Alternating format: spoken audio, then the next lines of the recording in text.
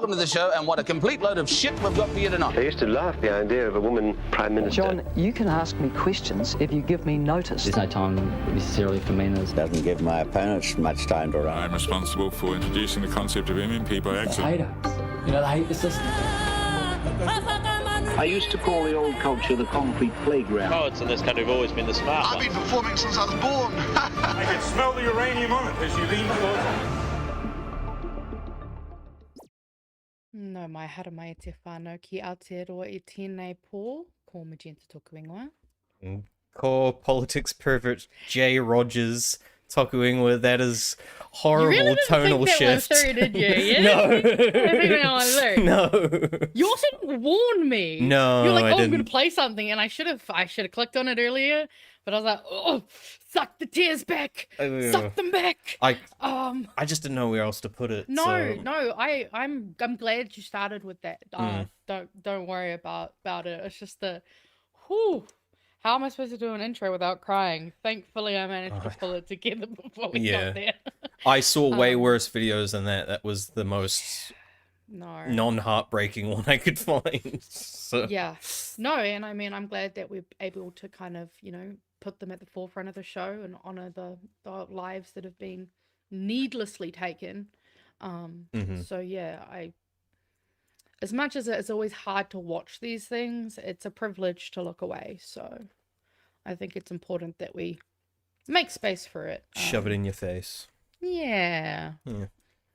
I've also just realized that the name you picked today was actually my fault. Yeah, that's it was. the one that I suggested. Yeah. Okay, it's my fault. Kind of was, yeah. Except it didn't have J in it, and I was like, well, I got to find something with J that's not that long. No. And I was like, it's a Simpsons Go for the Homer joke. J. Simpsons. Exactly. Yeah, exactly. I mean, to be fair, that's my ex's name. Oh. Yeah. It would have been funny if it wasn't a depressing stuff. Yeah. Maybe next time we'll think about which name you go for on the back or something like that.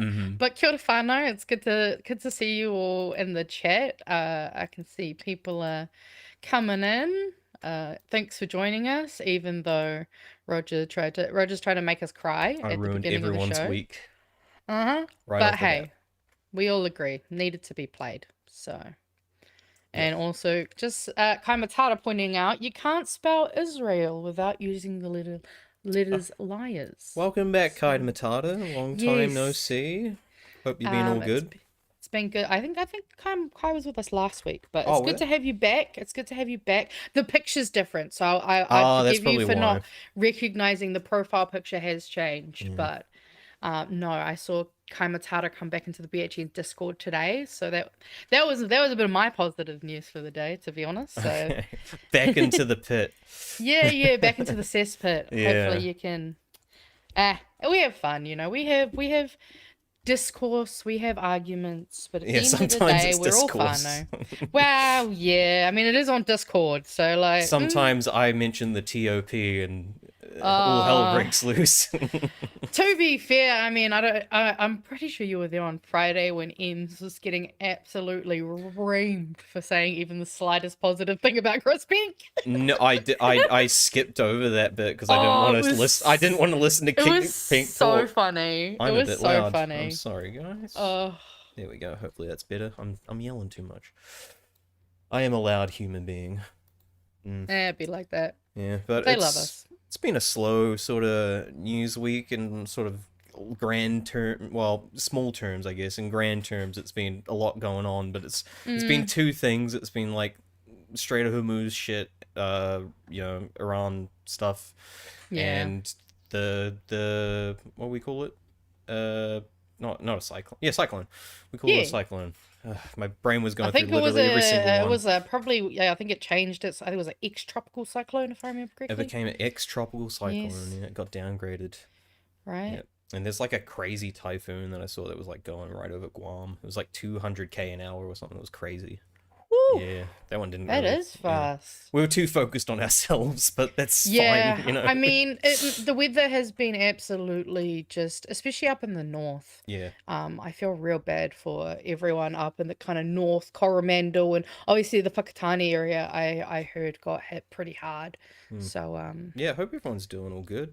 Yeah, hope you're all dry and warm. Some people got lucky, especially a lot of people in like Auckland and stuff, who were weirdly complaining that they prepared. Like they're like, I got all ready for the worst. I prepared for the worst, but the worst didn't happen. It's like, that's a good thing. The cyclone. You should be happy. Exactly. It's like it's like getting insurance, you know? You get it because you hope that you don't need it, but just in case, it's there to catch you. So yeah, Kiwis can always find something to fucking bitch and moan about. Yeah, and there was even like I get it, you know, you like to joke. I do it all the time. I tell inappropriate jokes to de-stress, but you know, people like posting on Reddit, like making jokes about the cyclone and stuff, and other people were like, "It's actually pretty fucking bad where we are, so can you try like, not shut the to fuck up. make a fucking joke about it?" Right? Yeah. Oh, I mean, that's I just find that shit so cringy. It's like, I don't know. I think it bothers me because I've been thinking a lot recently about how, like, I don't understand how other people can see things happening in the world and then just go, ha ha ha, that's so not serious. And I'm just sitting here like, how do you not feel it, like, in here? Like, you know, even just watching, say, that video to begin with, I was just like having to do everything in my body to stop the tears from flowing. Like, the fact people can see stuff like that and they're just like, oh, that sucks. Yep. It's just Glad very it's not foreign me. to me. Yeah, no, it's a perspective that I really struggle to understand. I do the opposite. When I see shit like that, I just go, man, my problems are trivial. I was fucking bent all out of shape because I couldn't get fucking milk or something, you know? Oh, yeah, puts life into perspective. I mean, that's one thing I always try. I mean, it can be hard, don't get me wrong. I get getting swept up in the emotion of things at times, and I myself am, you know, privy to that. But it is good to kind of take a moment and go, I'm housed, I'm fed, and while I'm worrying about my bills, I at least have bills to worry about. You know, it sucks to have to worry about being behind on a power bill, but at least I've got a house to be behind in a power bill. And I think, it's about keeping that perspective and kind of doing that introspection and perspective taking of, like, you know, life's not great, but we got to advocate for those whose lives are much harder. Despite all that, how was your week? Actually, it's been an alright week. Obviously the weather wasn't exactly the best, but it was kind of nice to have the, like, rainy vibes on the weekend, to, like, you know, just have those cozy kind of, I don't feel bad for not being a productive human this weekend. You could stay inside energy. all day and do nothing. You didn't feel Literally. bad. Yeah, me too. so- Because I stocked up. I stocked up on everything. And Fair. I was like, I had like chips and stuff just in case I lost power, couldn't cook. So I was like, I have all these snacks now that I can eat Hell at my leisure. yeah. So, you know, it was a bit of I gorged. I became an animal, a great big beast. Hell yeah. But no, I mean, you gotta. And I mean, we were quite lucky though that we actually had pretty decent weather last week. So I managed to actually get some sun, which was good. Went out on a little date, which was fun. Oh, nice. Yeah, cool. You know. Let's see, Having a what did good- I do? What'd you Before the do? storm, I actually saw, it was a double celebrity Saturday for me.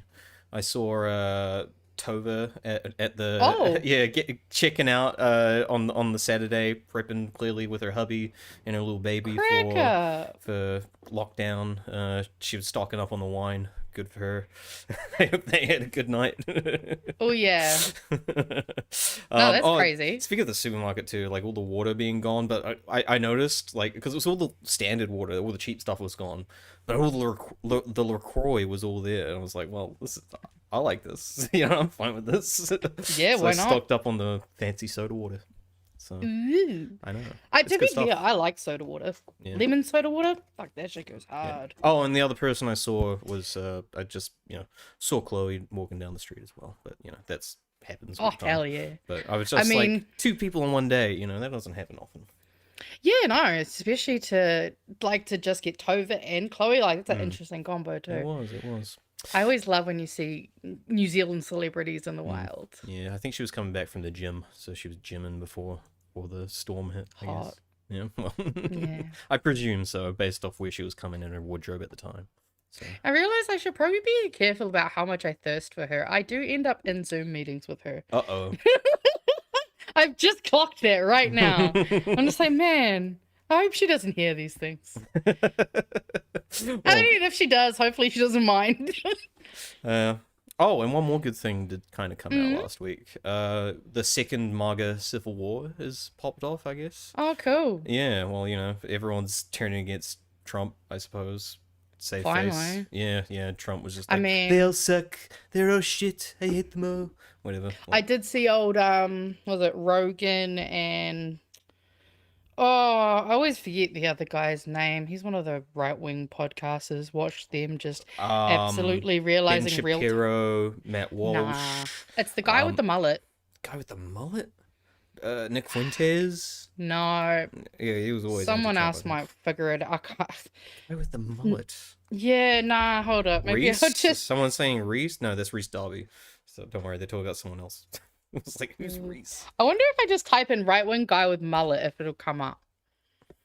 I'm really curious. Is it someone? It's like a Theo Von. Theo Von. Okay, it did come up.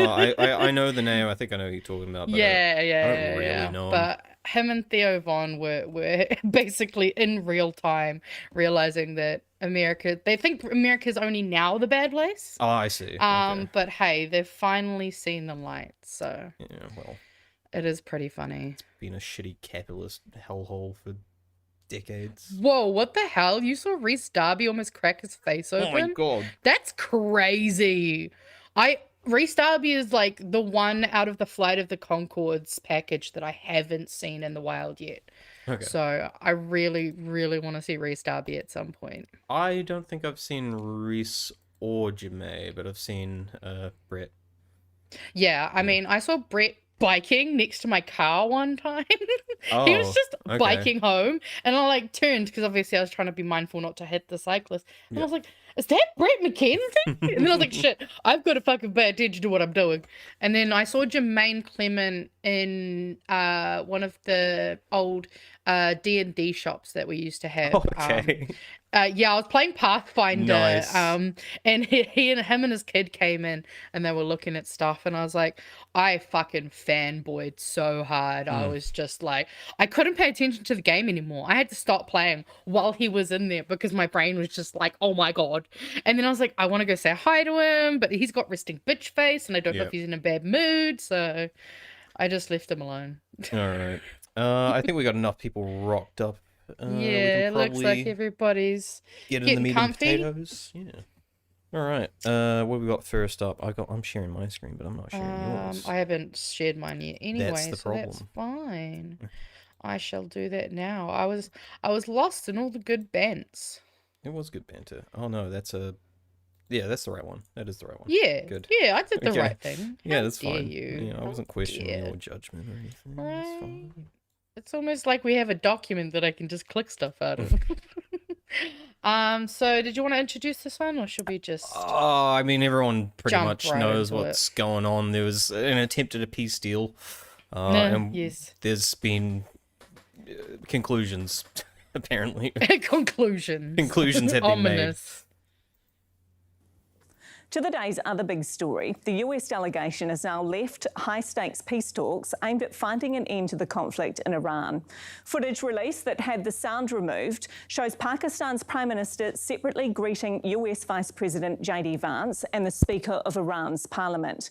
All three parties met at once, several rounds of trilateral talks running deep into the night. There were serious hurdles to overcome. For example, Iran has reportedly pushed back on suggestions there should be joint control of the Strait of Hormuz. Also a sticking point, whether the ceasefire agreement should have already halted Israeli attacks on Lebanon, which has so far killed around 2,000 people. Associated Press correspondent Philip Crowther is in Islamabad. Philip, the US Vice President JD Vance made a short statement to media. What did he have to say? Yeah, very short statement indeed. Just 3 minutes we heard from JD Vance. He essentially says this, that the United States wanted a commitment from Iran not to seek a nuclear weapon. You've heard this quite a few times before in the past. Over the last few decades, it has been a U.S. demand for a long time, and that is something, according to the U.S. side at least, that the Iranians were not willing to agree to, and that is why we're stuck with essentially a failure in these talks because they have not led to a peace agreement. But there might still be some things to work on. We don't know at this point what the reaction of US President Donald Trump is going to be. He is now again, after 21 hours of diplomacy here in Islamabad through J.D. Vance and the Iranian delegation, he's now the one who decides where this war goes from here. Will there be further threats toward Iran, further ultimatums, and will this ceasefire last? We are now in the middle of a 2-week-long ceasefire. We'll have to wait and see what the United States decides to do next now that these talks are officially over. And so what have we heard from the Iranian side, Philip? What are they saying about how negotiations ended? Well, they've also now left Islamabad for them as well. This was a failure, of course, despite the fact that they were able to have face-to-face meetings for the first time in decades with the United States. That already was historic, what we saw here in Islamabad. The Iranians, though, saying that there were some sticking points when it came to the details. They say that the United States demands simply went too far, that they were excessive. So it's likely we'll find out over the next few hours, maybe the next few days, where there was actually agreement between the two sides. We haven't heard about that yet. Was there some rapprochement between the two sides on how the Strait of Hormuz might be reopened again? Remember, the Iranians want full control of it. The United States wants Iran to reopen it again to international traffic and for the oil market essentially to get going again. There might have been other agreements here, but that led to, in the end, a failure in these talks because there was no peace agreement. But it must be said that that would have been a very optimistic ask in the first place after so many decades. Yeah, I don't know. He's not saying too much of substance. Hashtag no peace in the Middle East. Yep. There we go. I summarized it. Not trying to put him down. This is like, like an hour or two after the talks had ended. So, like you said, I think details have come out since then. One of the sticking points I saw was USA wanted control or partial control over the Strait of Hormuz as well. Of course they fucking do. Yeah, which is like, that's going to be a pretty big no-go, I think, for Iran. And from from reporters that seem to be much more informed than I am, we're saying essentially Iran just completely failed to get, the other way around. USA completely failed to gain the trust of Iran, essentially, which was fair enough. Like, I think, who was saying it? Nemesis was saying essentially they're not negotiating from a position of strength. They're negotiating from a position of weakness, as well as they, fired the first fucking shot. We all know they did. Yeah. And it's undisputed. They say it's a preemptive strike, but even then, a preemptive strike is still a first strike. It doesn't matter. So you exactly. Yeah. So whether or not, It kind of just goes into the I guess the thought experiment of, would it be ethical to have preemptive police who preemptively, get people because they know they're going to do a crime? It's like sometimes that's not the right way to do it, man. And yeah, I found it because I was kind of looking at that, America walks away from negotiations, America walks away from the deal, and I feel like I've heard that kind of a lot recently of just America walks away from blank. So I decided to do a quick little Google, and just to see like what the news tab brought up straight away. So obviously it's got the current one, but then when America walks away, Asia feels the shockwaves. USA walks away from WHO, leaving unpaid tab of $260 million. US may end support for Ukraine war effort. US walks away from WHO. ISIS reconstitutes as the US walks away from Syria. So apparently ISIS is back. Yay. Cool. An article about America walking away from a system they created. They were pretty much gone. I didn't even realize that was something that happened. This was from February this year. So, apparently ISIS is exploiting Syria's instability and sectarian fault lines to regroup, rearm, and plan further attacks against both countries' leaders. Like, they're doing it everywhere because it's just this very ego-driven like they think they have the high ground. They think everyone should just want to be friends with them and do deals with them. It's like, no, you don't get to just attack a country out of nowhere after you already kidnapped the leader of another country the month beforehand. Mm-hmm. On top of the fact that they've walked away from who, they've been going back on a bunch of things. I mean, we've seen laws like Roe v. Wade got overturned. Yep. Like, it's all just absolutely going to the shitter. 2 previous negotiations where they were attacked while after negotiations. Not to mention, remember, first time Trump came in, he ripped up that Iran nuclear deal as well. They had a treaty going on to prevent Iran actually developing nukes, and he just said, "No, it's bad deal, and fucking tore it up. So, yeah, definitely. Just no fucking trust. Well, actually, Tanya's got a really interesting comment here. It's also worth remembering the US created the current government in Iran when they supported a coup on their democratically elected leader who nationalized their oil in the 50s, which I wasn't born then, so I did not remember that. So thank you for that. I know what he means. Yeah, they created the chain of events to create the current government, but they put the Shah in, and then there was a revolution in the 70s sometime. Can't remember when, 76 maybe. Yeah, but I get what he means. No, absolutely. And prior to that, there was the Soviet Anglo-Soviet invasion as well. Also to intervene in the at the time neutral. Let me fix that. State of Iran. Hold on 1 second. No, also, that's not it. America is the bad guys. What? No. Oh, and today my name is in Hindi, so I see someone got that correct. I thought I put it in English too, to be nice. I also just decided to pull this one because it was also going under the radar, along with a lot of the other stuff that's going under the radar at the time. But I haven't heard much about Russia and Ukraine in a while, really. It seems like it was the week to be breaking truces, so... Yeah... Russia refuses to extend Easter truce unless Zelensky accepts terms. Russia warns Sunday it will not extend an Orthodox Easter truce with Ukraine unless Vladimir Zelensky accepted its terms, saying the war will resume if Kiev refuses. Kremlin spokesman Dmitry Peskov cast the decision as Zelensky's arguing peace could come literally today if Ukraine agrees to Moscow demands. Hold up, keep going down. Did I pull the right one? I think I pulled the wrong one. You tell me, love. I might have pulled the wrong one. There was another article about them breaking the truce like thousands of times. Does it mention I mean, that? to be fair, with Russia and Ukraine, like... Unless they changed the article. It could have been one of those articles that they're just updated since, but previously... Russia's broken them so many times. I mean... That's why I think when we had the US-Iran ceasefire, I was like, ceasefires are always fucking bullshit. I'm sorry. No one bloody honors shit. Yeah. Does it mention here? Here we go. Yeah. As of 7 a.m. on the 12th of April, 2,299 ceasefire violations were recorded, specifically 28 assault actions, 479 enemy shellings, 747 strikes by attack drones, and 1,045 by FPV drones. The Ukraine military's general staff said on Facebook, and basically Russia...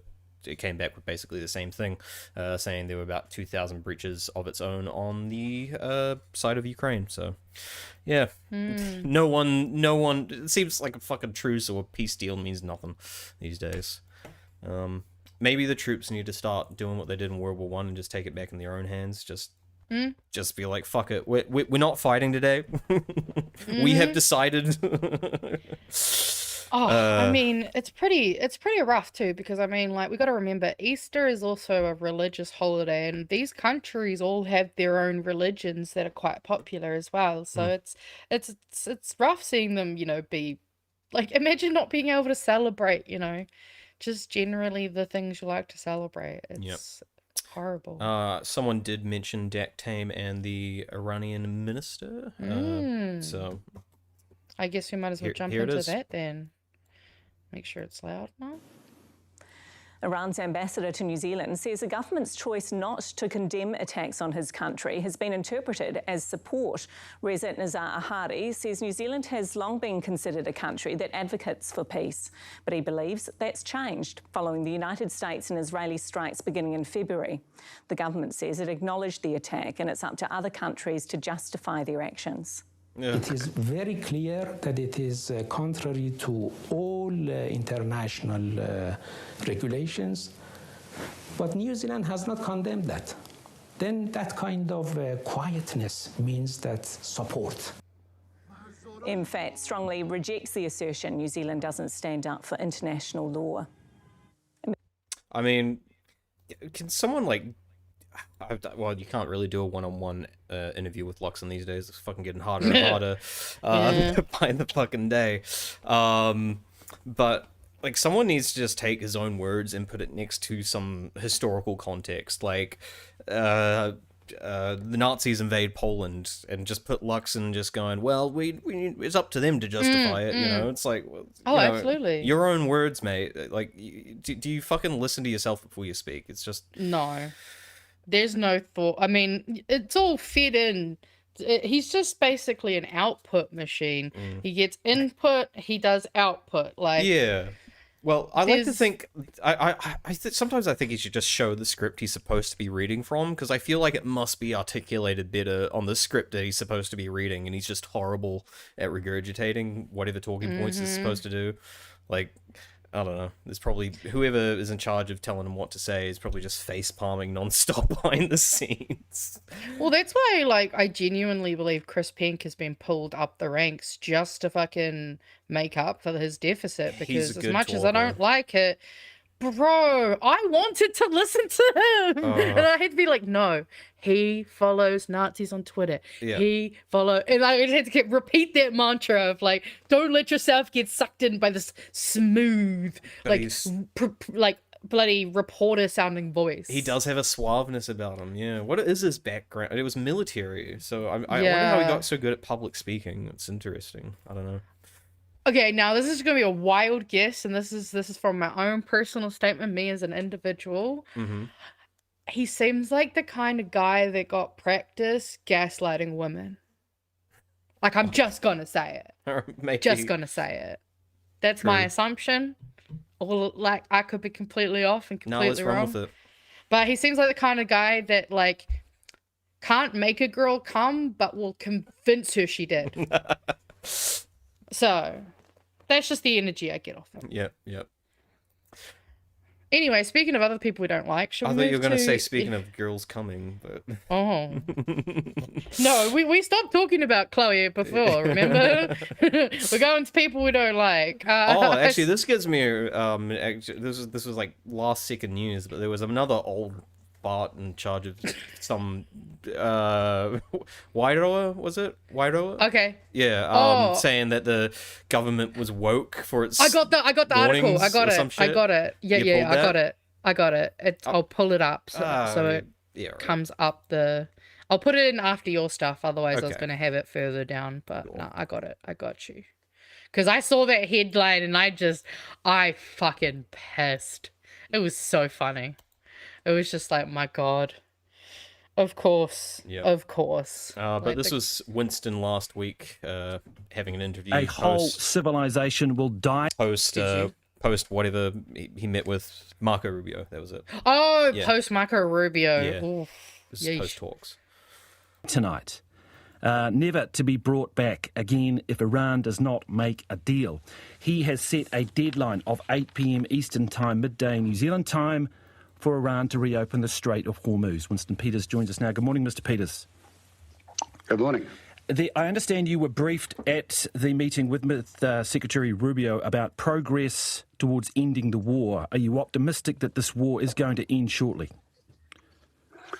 Well, we were given details as to further work that was being done and the conditions required for peace to break out. But again, some of the decisions related to that were being made in the ensuing hours and long after our meeting. So that's the up-to-date state of the play where New Zealand is concerned. I asked that because Was that a security yes? Correspondents like Frank Gardner are saying this is an inflection point. This is a Remember, he was way more confident moment for the world with this threat. Mm-hmm. Yeah. You can fast forward I'm this just a bit, curious probably. as to how you came away from that. Sorry, fast forward. You can probably put it about- like 1.25, 1.5. Oh, yeah, right. Speed it up, speed it up. Winston's, fucking... Let's go. Yeah, no, he's a bit fucking slow. Yeah. I forgot. I kind of forgot I had to turn it back on because I accidentally left it on after the last show. Okay. And then I was like doing stuff, and I was like, "What the hell? What is it? What is wrong with my computer?" Ah, there we go. It's all stuck on. Meeting in terms of your optimism of this ending quickly. Well, the reality that the view that this is an inflection point has been used a number of times in the war already. So it would be premature to jump to any conclusion other than to say that some of the things that are being demanded have a timeline that has yet to be met, and it'd be wise for us to wait that out. In the meantime, making sure that the United States understands the cost to us, the Pacific, the cost to our economy, the cost to fuel supplies to not just the New Zealand economy, but specifically the economies that we have so much responsibility for. We left all that very clearly in their mind as concerns we had. Is he implying that they didn't know that already and I they don't know. just don't care? I'm sure they'll give a shit now that Winston said, "Hey, Yeah. hey, come on, hey, cut it out now, come on, Kuddle Marco." came in and was like, now, when I was your age. Did you know we once had a fuel crisis and it was very bad for New Zealand? Oh shit! Wait, no, we're currently through that. Yeah, well, he's got experience, as he'll soon brag about.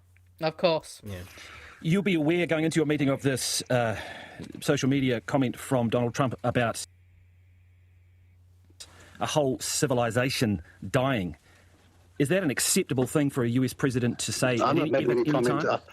I don't make comment on what presidents and prime ministers and secretaries of state and other people say. Wait, no. Wait, what? What the fuck? He doesn't make comment. That's a bold-faced lie. No. If he's not in the room, if he's not part of the discussion, he does not comment on it. Oh, bro. He was actually there when Bussy galore, every post, he was there during every post. That's why he was very... He's in the room where it happened. He What was in the fuck? Honestly, that's just... Okay. We need to clip that actually, play that every time he's talking about something he's not been in the room for. It's like, okay, were you in there for this conversation, Mr. Peters? Yeah. I'm just sending you that message so we don't forget, since I'll add it to the forget by the soundboard. time we end. Yeah. So I'm sure of it. Let's let him finish. That I was in. People say a lot of things. Time and tide will see whether these things are relevant or correct. I'm just sticking to my number one reason for being here was at the invitation of Marco Rubio to talk about our ongoing relationship and work in the Pacific. I understand it's a diplomatic situation, Mr. Peters. I understand that. But New Zealanders listening to this are scared. They're going to be worried. They're going to be concerned. They're alarmed at this sort of language and where we are in the world right now. Well, there will be if people keep on heightening the effect of a comment like that. And we've heard numerous comments in the past that have changed dramatically within 1 hour or 24 hours. So it's time to be experienced. It's time for cool heads and to not make a rush to judgment that we will regret. Cool-headed Winnie, never rush into judgment. That guy, perfect man for the job. But like That's he's weird. saying as if we should go back to his time and do it like they did in his time. I'm What, sorry. over the fucking but telegram? This man was born when World War II was happening. Yeah. Or just before. Either. I know he's around that age. Yeah, do we do it in Morse code, Winnie? Just Right? back in my day. To be fair, do you know that the Nokia sound, that that is Morse code? What? The Nokia sound? What do you mean? The Yeah, Nokia phones. No, the one that I just said. I don't know what that one is. It's SOS, I believe. Oh, is that like the vibration? Is that It what was you're like a talking little. It was like a note. Yeah, it was vibration, but it's also a sound that they had. But Oh, okay. anyway, back in my day. Back in my day when we had Nokia phones. Fuck. The hypocrisy of us. But at least we're self-aware, unlike this man, so... Man, I had to cough real bad for that laugh, no. so just muted. We are getting old. Yeah, wow. Yeah, definitely. It's definitely getting old, and it's definitely nothing to do with me and my cones. I guess we'll go to your next. Yep, let's go to the next one. See what the level-headed man has to say. So level-headed. The issue of the Strait of Hormuz, what discussions were there about that? Would New Zealand require UN sanctions or a UN agreement to participate in any maritime fleet to keep that open? That wasn't discussed, and those sorts of considerations would be something that we would take to the cabinet table, and it'd be totally wrong for me to say what New Zealand should do, how we might do it. But the illegality of what's happening there can't go on. That's we do accept. You mean in keeping the strait closed? Yes. So, on that basis, would any peace deal that involved Iran tolling ships going through there be acceptable to New Zealand? Well, again, you see, you've got people mentioning options. Those options are not any more important than other suggestions for solutions that people might have. And so it'd be wrong to judge them as being appropriate. Right now, we don't know the detail of what they're saying on that matter. And the second thing is... I have concepts of a plan. You're muted. I was saying, who's he implying can make that decision though? Trump, maybe. But God. Just while you paused it there, I'm highlighting this one because he's saying that blocking the Strait of Hormuz is an illegal action. So if you just want to go to this article that I'm highlighting, blah blah blah. Where are you? I see you. That one. And we'll jump to here. There's a development from today. Oops, sorry, make me that bigger. U.S. military threatens to blockade all Iranian ports starting Monday. So Winston's going to talk, about how this is an illegal action, right? And the U.S. shouldn't be doing it. He's going to speak out finally against the U.S. actions, right? Didn't he also say that this was going to be over real quick anyway? And people were making a big deal out of it. He doesn't have all the facts. He's not going to make any predictions. He doesn't comment on things. Yeah, exactly. Till he's in the room, he's not going to comment on those things. Oh my God. He said, and I quote, "This might be over quicker than you think." I believe what he said. I'm sure that's what he says to his wife all the fucking time. But yeah, that's pretty much all right, do you want me to jump back? Yeah, go back. Jump around, everybody. Jump around. Now, a serious breach of the law of the sea, which we supported for decades. If you're going to start tolling the right of people to transit safely on the high seas without fear or encumbrance, that's what it's about, and a toll does not fit that. Mr. Peterson, listening to this, who will be arguing that America is threatening what many see as war crimes, breaches of international law. Some argue that it's already committed that in terms of children dying in a hospital. Is there not a double standard there? Well, you can have those hypothetical debates as you like. You might want to talk about 47 years of state-sponsored terrorism all around the world, with all sorts of proxies and committing all sorts of murders, or the 35 to 55,000 people who recently lost their lives in Iran. Who is he talking about? And whilst we're at it, there's a war going on in Sudan at the moment. Nobody seems to care anymore. Sudan! So, the other aspects of the world's safety and security better. I guess at least he is actually thinking about foreign affairs for once. I know, but that's just like we've said this before. Like, there's his favorite thing to go back to when we're talking about these illegal wars, and he goes, "No, what about Sudan? No one's talking about Sudan." So you know what? I did a quick check to see if Winston's been talking about Sudan. Oh yeah. Yes, these are the images we have. So I'll share the first one. Winston Peters, no results for Sudan. That's his Twitter, so 0 results there. He does have some results on his official foreign minister page, but most of these are just like... Well, the first one's sharing someone else's Exactly, thing. These are all joint declaration things. I actually read some of the declarations. I was like, he does not believe these things. So, yeah. But yeah, basically on his actual personal political pages, I checked his Facebook as well, couldn't find a single mention of Sudan anywhere. I'm not surprised. Yeah, so yeah, it seems Winston also is not discussing Sudan. So, I mean, I guess he's kind of right in that respect. No one's talking about Sudan. Well, yeah, I mean, that's why I really agreed with this comment here. As the foreign minister, I have no opinions about foreign affairs, except when the US do things quote-unquote good. Yeah, and it's interesting because he always pivots to Sudan, right? Not to anywhere else. Why Sudan? Well, I think because inherently the conflict is Muslim, Islam, culture and religion versus African culture and religion. And that's why, so it's sort of like these, this fucking horrible shit. It has no implications on the United States, where he doesn't talk about like Rwanda, what else? Yeah, actually, we haven't really heard much from the African continent, really. Madagascar, recently. Haiti. Remember all the shit going on in Haiti that we've covered? Cuba, fucking everything. Like, there's also Papua New Guinea. The Kanaki people having issues. We've covered so many international crises that's going on everywhere. Maybe we should be the foreign affairs minister. Maybe we should. I don't want to, but no, I wouldn't maybe want to you either. should. No. You could play your little around the world intro when you do your job. Oh, true, I could do that, but I was thinking I could go James Bond and just fuck my way to peace, you know? You know what? That might work. You could do it for Fidel Castro. Exactly. Oh, there you go. There you go. Okay, exactly. We're a very pro Fidel Castro Marxist Leninist channel. Let's go. If I could somehow run for foreign minister, I would. Hey, who knows? Maybe in 10, 15 years. Yeah. I mean, I never thought that the guy from the money, money, money, money would be president. Oh, yeah. Like, it's such a fucking meme to me that, like, I think about just being a kid watching this idiot on TV and people just laughing and people just talking about how he's always bankrupting and his hotels are failing. Yep. And then all of a sudden they're like, this is a great guy to lead the country. And I'm like, huh? What? How do we get here? Did you want to bring up the other grumpy old man? Yes. I was so excited when I saw this. But yes, Hawke's Bay mayor says he refused state of emergency for Cyclone Vaianu. Calls response woke. It's woke. Man.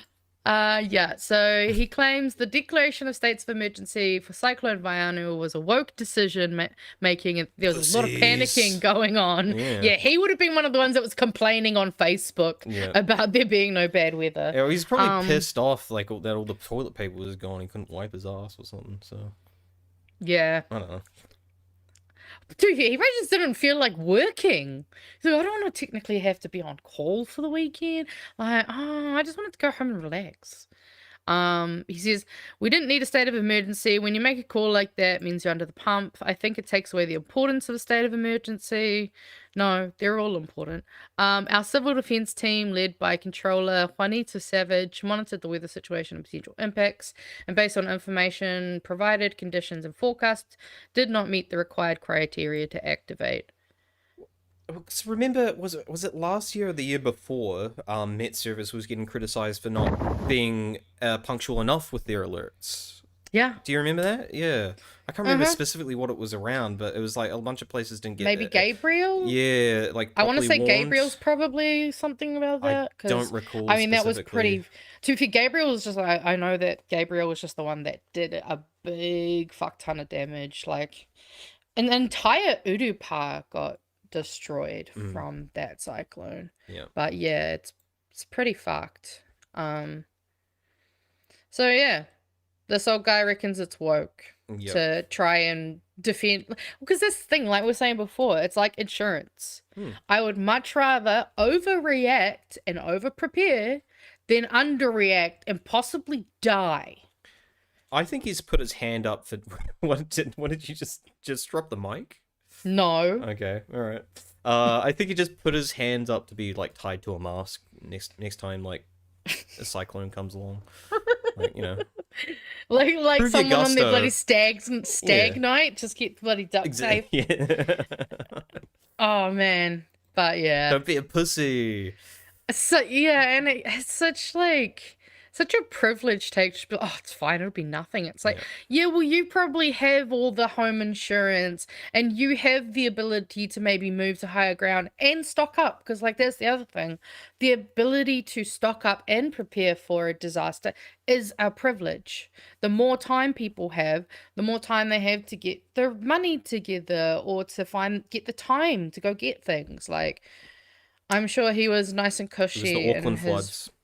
Auckland floods. Thank you very much, Matthew. That was, I mean, Auckland floods was fucked. And to be fair, wasn't that also because good old Wayne Brown, even was though on his iPad. Yeah, wasn't he like not even there?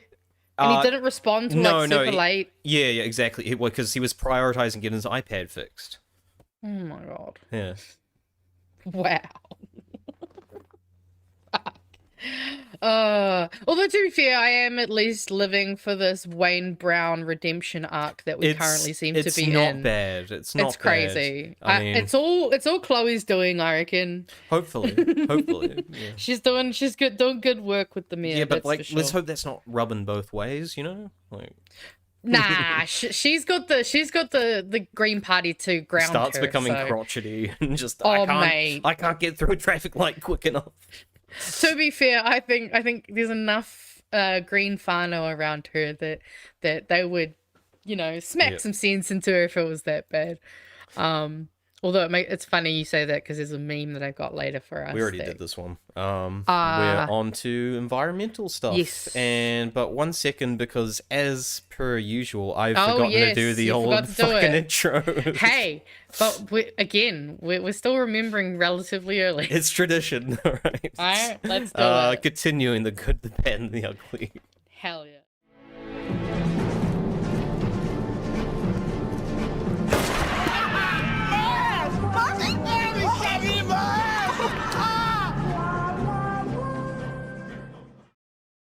And that was good because it seemed to give you an opportunity for a chip break. So there you go. I saw you. It's a cheese toasty. Cheese toasty. Close enough. That is close. I got the toasty, very toasty. But now we've got some fun weather. South. More weather. Increasing numbers of extreme weather events are among the reasons the health of our waterways is deteriorating. A new report from the Environment Ministry shows there have been some improvements, but Forest and Bird says fresh water is at breaking point. Here's Demelza Leslie. Frequent heavy rainfall events flooding our waterways and towns, and also polluting the water that flows underground. Storms increase the movement of sediment, of nutrients, of bacteria into groundwater, but they also affect the way in which that change occurs. The Ministry's new freshwater report found nearly half of its groundwater sites were contaminated with E. coli bacteria at least once since 2019. Modelling estimates 44% of the country's total river length is not suitable for swimming. It's suffering from multiple pressures from many angles, from land use and from pollution and over-extraction for irrigation, and now climate change as well. So multiple pressures on our freshwater is pushing it to breaking point. With only some improvements. There's pretty clear evidence that there's been reductions in the amount of phosphorus going into our waterways, which is good because that's a key nutrient that sort of stimulates algal blooms and algal growth. Climate change means more intense storms, longer dry spells and hotter temperatures. Those impacts now visible. Our freshwater is in really bad state, from the sources through to the lakes, to the rivers and the creeks, and now the groundwater. But if you're clearing land, then if you get more heavy rain, that's going to erode faster and more seriously. The other end of the spectrum, if you've got drought, some of the warm temperatures as well. Some of our rivers are already pretty warm. Both saying land use needs to adapt to climate change, including not building on floodplains. We need to have healthy functioning ecosystems with rivers that are enabled to flood, to deal with the big floodwaters. In my view, we should be changing our land use practice so we don't rely on water for irrigation. Well, it's just frustrating that every 3 years we get a report like this and the story is sort of the same. They're raising issues, but they don't have the solutions. Demelza Leslie, One News.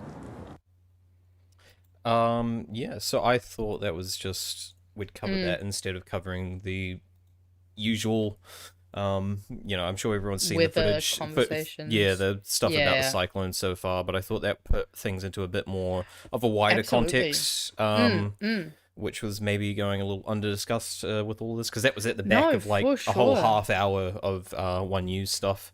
But I thought it was interesting because I'd seen that report earlier in the week as well about all the polluted riverways and stuff. And it's like just all the giant interconnected issue that the government's just completely failing to address. I think we covered a report last year sometime about a community that was starting to build a development on a floodplain. I don't remember where that was specifically, but I remember we covered that, which at the time we were just like, what the fuck are you doing? Like, we know there's increased extreme weather events, there's increased flooding, and so it's sort of like a no-duh, like could we figure that out, like, before this report, guys? on top of that, like all the nitrate issue that went sort of just swept under the rug with all the farmers and farming regulations they were going to bring in. What else? Three waters, all this stuff. It's all interconnected. Government lowering emission standards, all those things, all this fuckery. Like it's all interconnected, as she says. I don't remember who it was from Forest and Bird was saying, but yeah, this is multiple angles. And every extreme weather event comes with just horrible consequences for especially our groundwater supply. And as I said, there were just the 50% infected at some point with E. coli was fucking Jesus. Yeah, I'll be honest. I did actually pre-watch that one before the show, and I was shocked. I didn't actually know that like it affected the entire environment in such an intense way. Yep. But the shit's then I thought going about out it for 2 seconds and it made sense. The shit going out to Wellington Harbour, that's another one. There was a boiled water notice in like Onehunga last week. Yeah, I think, yes, I heard about that one. Yep. Well, and actually I think there was a second smaller outbreak in Porirua. I think there was something that was being pushed out into the ocean. I think they might have fixed that one though, but Porirua still. was full of shit all the time anyway. So. Hey, I love Porirua. No, I'm kidding. No, there was the thing when I was in Wellington as a student. Porirua was just the joke, the butt of every joke for some reason. I don't know why. It's because it's where the brown people live. You do realize that, right? I wasn't interested in demographics. Systemic racism is embedded in every fucking day of our lives. One of the whitest guys I knew came from Porirua, so I didn't make the connection. I'm sure you, yeah, but I'm sure he did. But like, it's Maybe got that's a why mighty he hated name. Porirua. It's full of brown people. It has really good food. Oh, nice. No, I went there for shopping because they had a real good mall. No, yeah, they do. And actually, I fuck with the Te Paraha Arena because basically, you know how like for most aquatic centers you can pay for like swimming, but then they'll charge you extra for like the spa and the, you know, whatever extras they have. There, it's all one fee and you can spend the whole day there. I went there for my 30th birthday. It was fucking mint. Nice. Go to Te Paraha Arena. It's great. Yeah, but moving on from that, we've got our weekly interview with Mr. Prime Minister. People didn't know Corin had actually left. He finished last week on morning. Yes, I did actually hear that. Which I was concerned. I was like, shit, Corin's like a hard hitter. Him and Ingrid are both really good. But you know who they replaced him with? Yep, I do. John Campbell making a comeback. Hell yeah, because I think I saw a video of John talking about it on Instagram. The man just can't quit. Oh, and I mean, I love his voice so much. So I'm just like, yes. And he doesn't disappoint. I'm here for this. Thank you. Let's fucking go. Let's go. And Hilton Collier talked about a growing sense of major employers questioning their ability to survive in Tairāwhiti. Unemployment rate of over 5% already. What are you doing for them? Well, I think if you think about projects that we announced even just last week, you know, water storage, particularly, say, and not purely Tairāwhiti, but we're open to doing this across the country. We're doing it in Northland, doing it in Hawke's Bay, where water storage enables high-value crops like kiwi fruit, for example, to take place that previously wouldn't have happened in areas like that, and we know we're getting great commodity prices for that. So the problem, sorry, Prime Minister, the problem is the surfeit of water, isn't it? I mean, can you speak to this? What are you doing? If a grower is listening to this now, and every time they hear heavy rain is on the way, they think they're going to get flooded and their access to markets is being cut off, what are you doing for them? Yeah, so several things. I mean, the first is we're embedding resilience into everything we do. So if you think about how, well, we've got $1 billion worth of road resilience. So if you look at the road, the 4-lane new road that we're proposing between Napier and Hastings, that is built with such a higher level of resilience and flood protection than we've seen. We put $200 million into stop banks, John, and flood protection. And to be honest, in this event and in the second one we just dealt with this year, that had huge benefits for many different communities. We're working really hard on. We're going to have a national flood plan for the first time ever by the end of this year. I know this stuff sounds like we should have had it for years, but we didn't do the practical stuff. And there's been widespread consensus the national flood plan is a good thing. But also, if we pick... Sorry, but if insurance companies are, part of that because they've got data, and we need to be really straight up and honest about all of that stuff. We're going to have to change the way we do things going forward. But insurance companies are being straight up and honest about that sort of stuff by refusing increasingly to insure some places, floodplain places, and whacking premiums up to such a great extent that people are going to be uninsured. I want a quote from the Insurance Council in their annual review 2025, while the National Adaptation Framework, your policy, warmly received in as far as it goes, and I'm quoting here, is a necessary first step. The focus must now be turning it into action. How are you doing that? Well, correct. Muted. Real quickly, I was just kind of wanting to pause here before it gets a bit too far away from the point. But he made a point of being like, "Wow, we've put over 280 million into the stop bank thing." I thought, okay, how much does the stop bank actually cost to make? Yeah. So with a bit of googling, it can range anywhere from 2.8 million to 37 million. So if you take the highest, let's assume all of them are the highest number, you could get a whole 7.5 stop banks out of 280 million. Jeepers. A whole 7.5. And he's acting like, and I'm like, that's probably a normal amount of money a government would put in. This is an extra that you're dedicating. This is just normal. And they do that. It bothers me so much. They'll be like, well, we put this much into this. It's like, yeah, because every fucking government does about that amount of money. Like, no shit. Tell me the extras. Yeah, you're totally going the extra mile. Yeah. It's something people don't seem to criticize them enough for, of just like, stop saying numbers that are just like everyday expenditure, essentially. Yeah, and Campbell already been like off the bat, like, why? Fucking coming out the gate. So good. Just like, yeah, give me an actual tangible answer. Stop bloody walking around. Yeah, because first day on the want an job answer. too, I think. Which is, and I cut it out before the foreplay, but they were all being buddy, like, hey, great to be back. Of course, yes. So I'm guessing Luxon wasn't prepared for. Oh yeah. He would have. He blew him in with a false sense of safety, and then went in. So like between Tova and John Campbell being back, I'm not gonna lie, I'm fucking so here for this. It's so good. Because the National Adaptation Framework, what that's about for listeners who are trying to follow along, is that is really about saying, look, we're going to have challenges in this space for the next 30 years. And in fact, many other countries are in the same boat. And you've got to think about it. There's banks, there's insurers, there's councils, there's central government, there's homeowners and landowners. And there's going to be multiple generations, they're going to be dealing with these issues. So over time, how do we get much more knowledge data so that we can actually strengthen New Zealand and make it more resilient? We already have the knowledge and fucking data. Stop. I'm sick of this mansplaining. Sorry, I had to pause it again. I'm just so sick of them just... They just filibuster by mansplaining everything so that they don't actually have the time to give us a real answer. Yep. Stop explaining shit to me that I already understand. I'm not as dumb as you think I am. Well, if I was to consider things, these are the things I would consider. It's like, okay, thanks. Cool. Concepts of plans. Yeah, okay. Concepts of plans again. Oh no, but according to his wife, we're the ones who are dumb and wrong. And not doing it. So for example, John, last flood, I was up in Hicks Bay Way, right? State Highway 35. You know that area incredibly well. You've done a number of stories from there.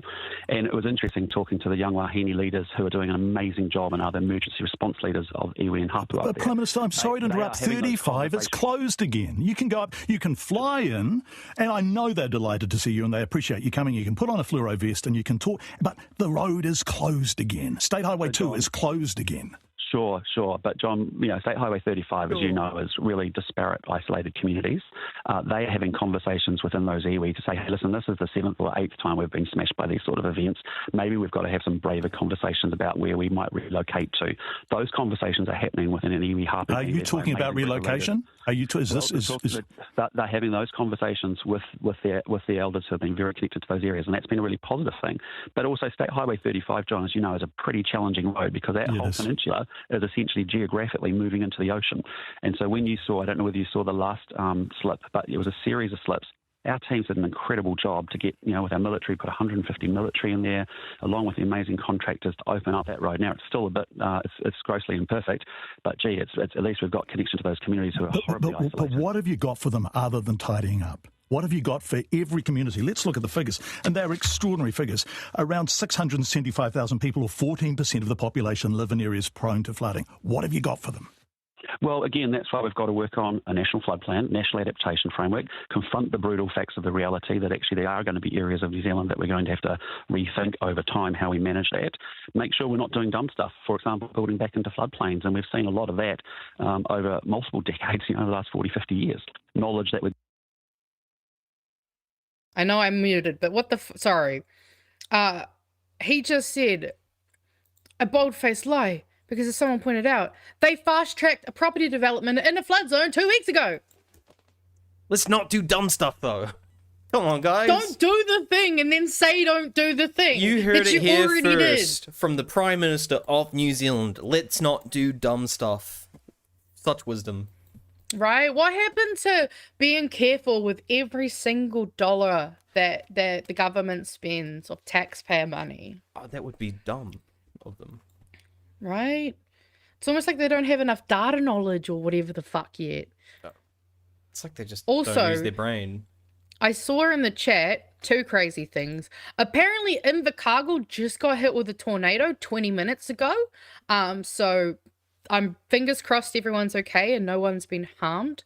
But also, has anyone seen Guy Williams talking to the politicians who ate poo-laced muffins?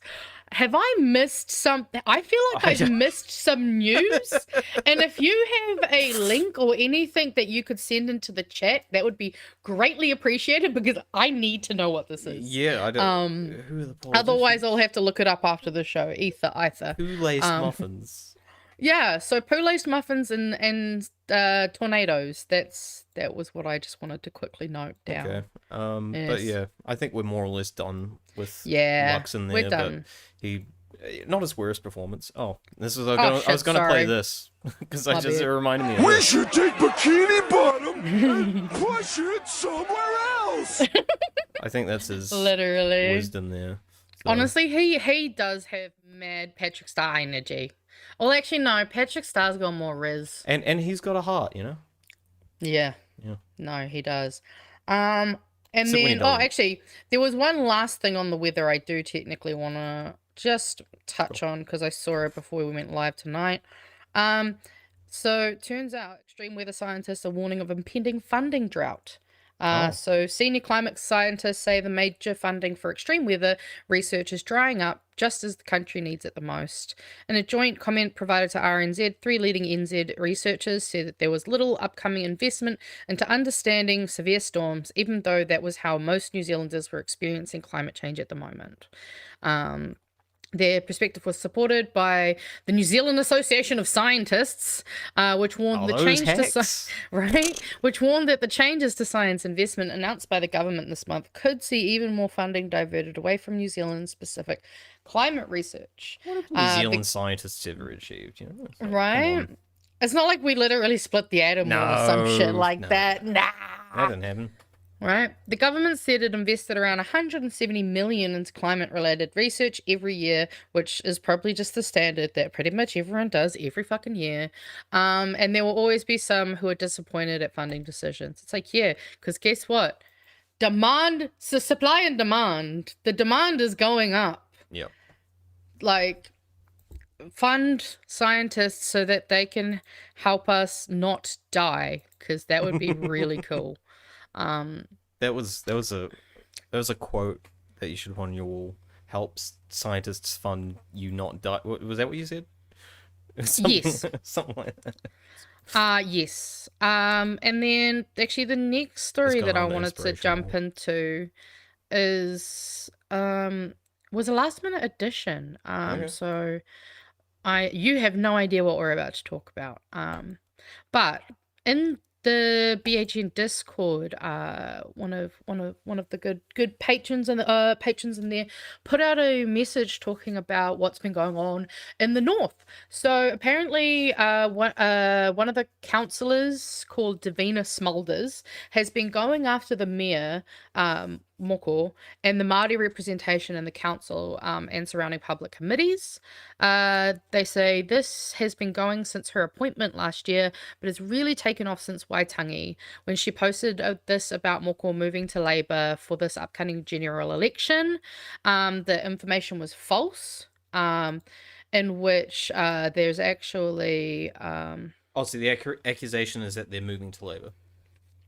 No, there's also accusations about like a Maori takeover, the council. Oh, the grand conspiracy. It's our version of the Jewish grand conspiracy, essentially. Yeah. So yeah, it says here, Far North Councillor Facebook page incorrectly claimed that Mea Moko Te Pānia had become Northland's new Labour Party MP and will be formally dealt with by the Far North District Council, which has noted its timing during the Waitangi Day celebrations.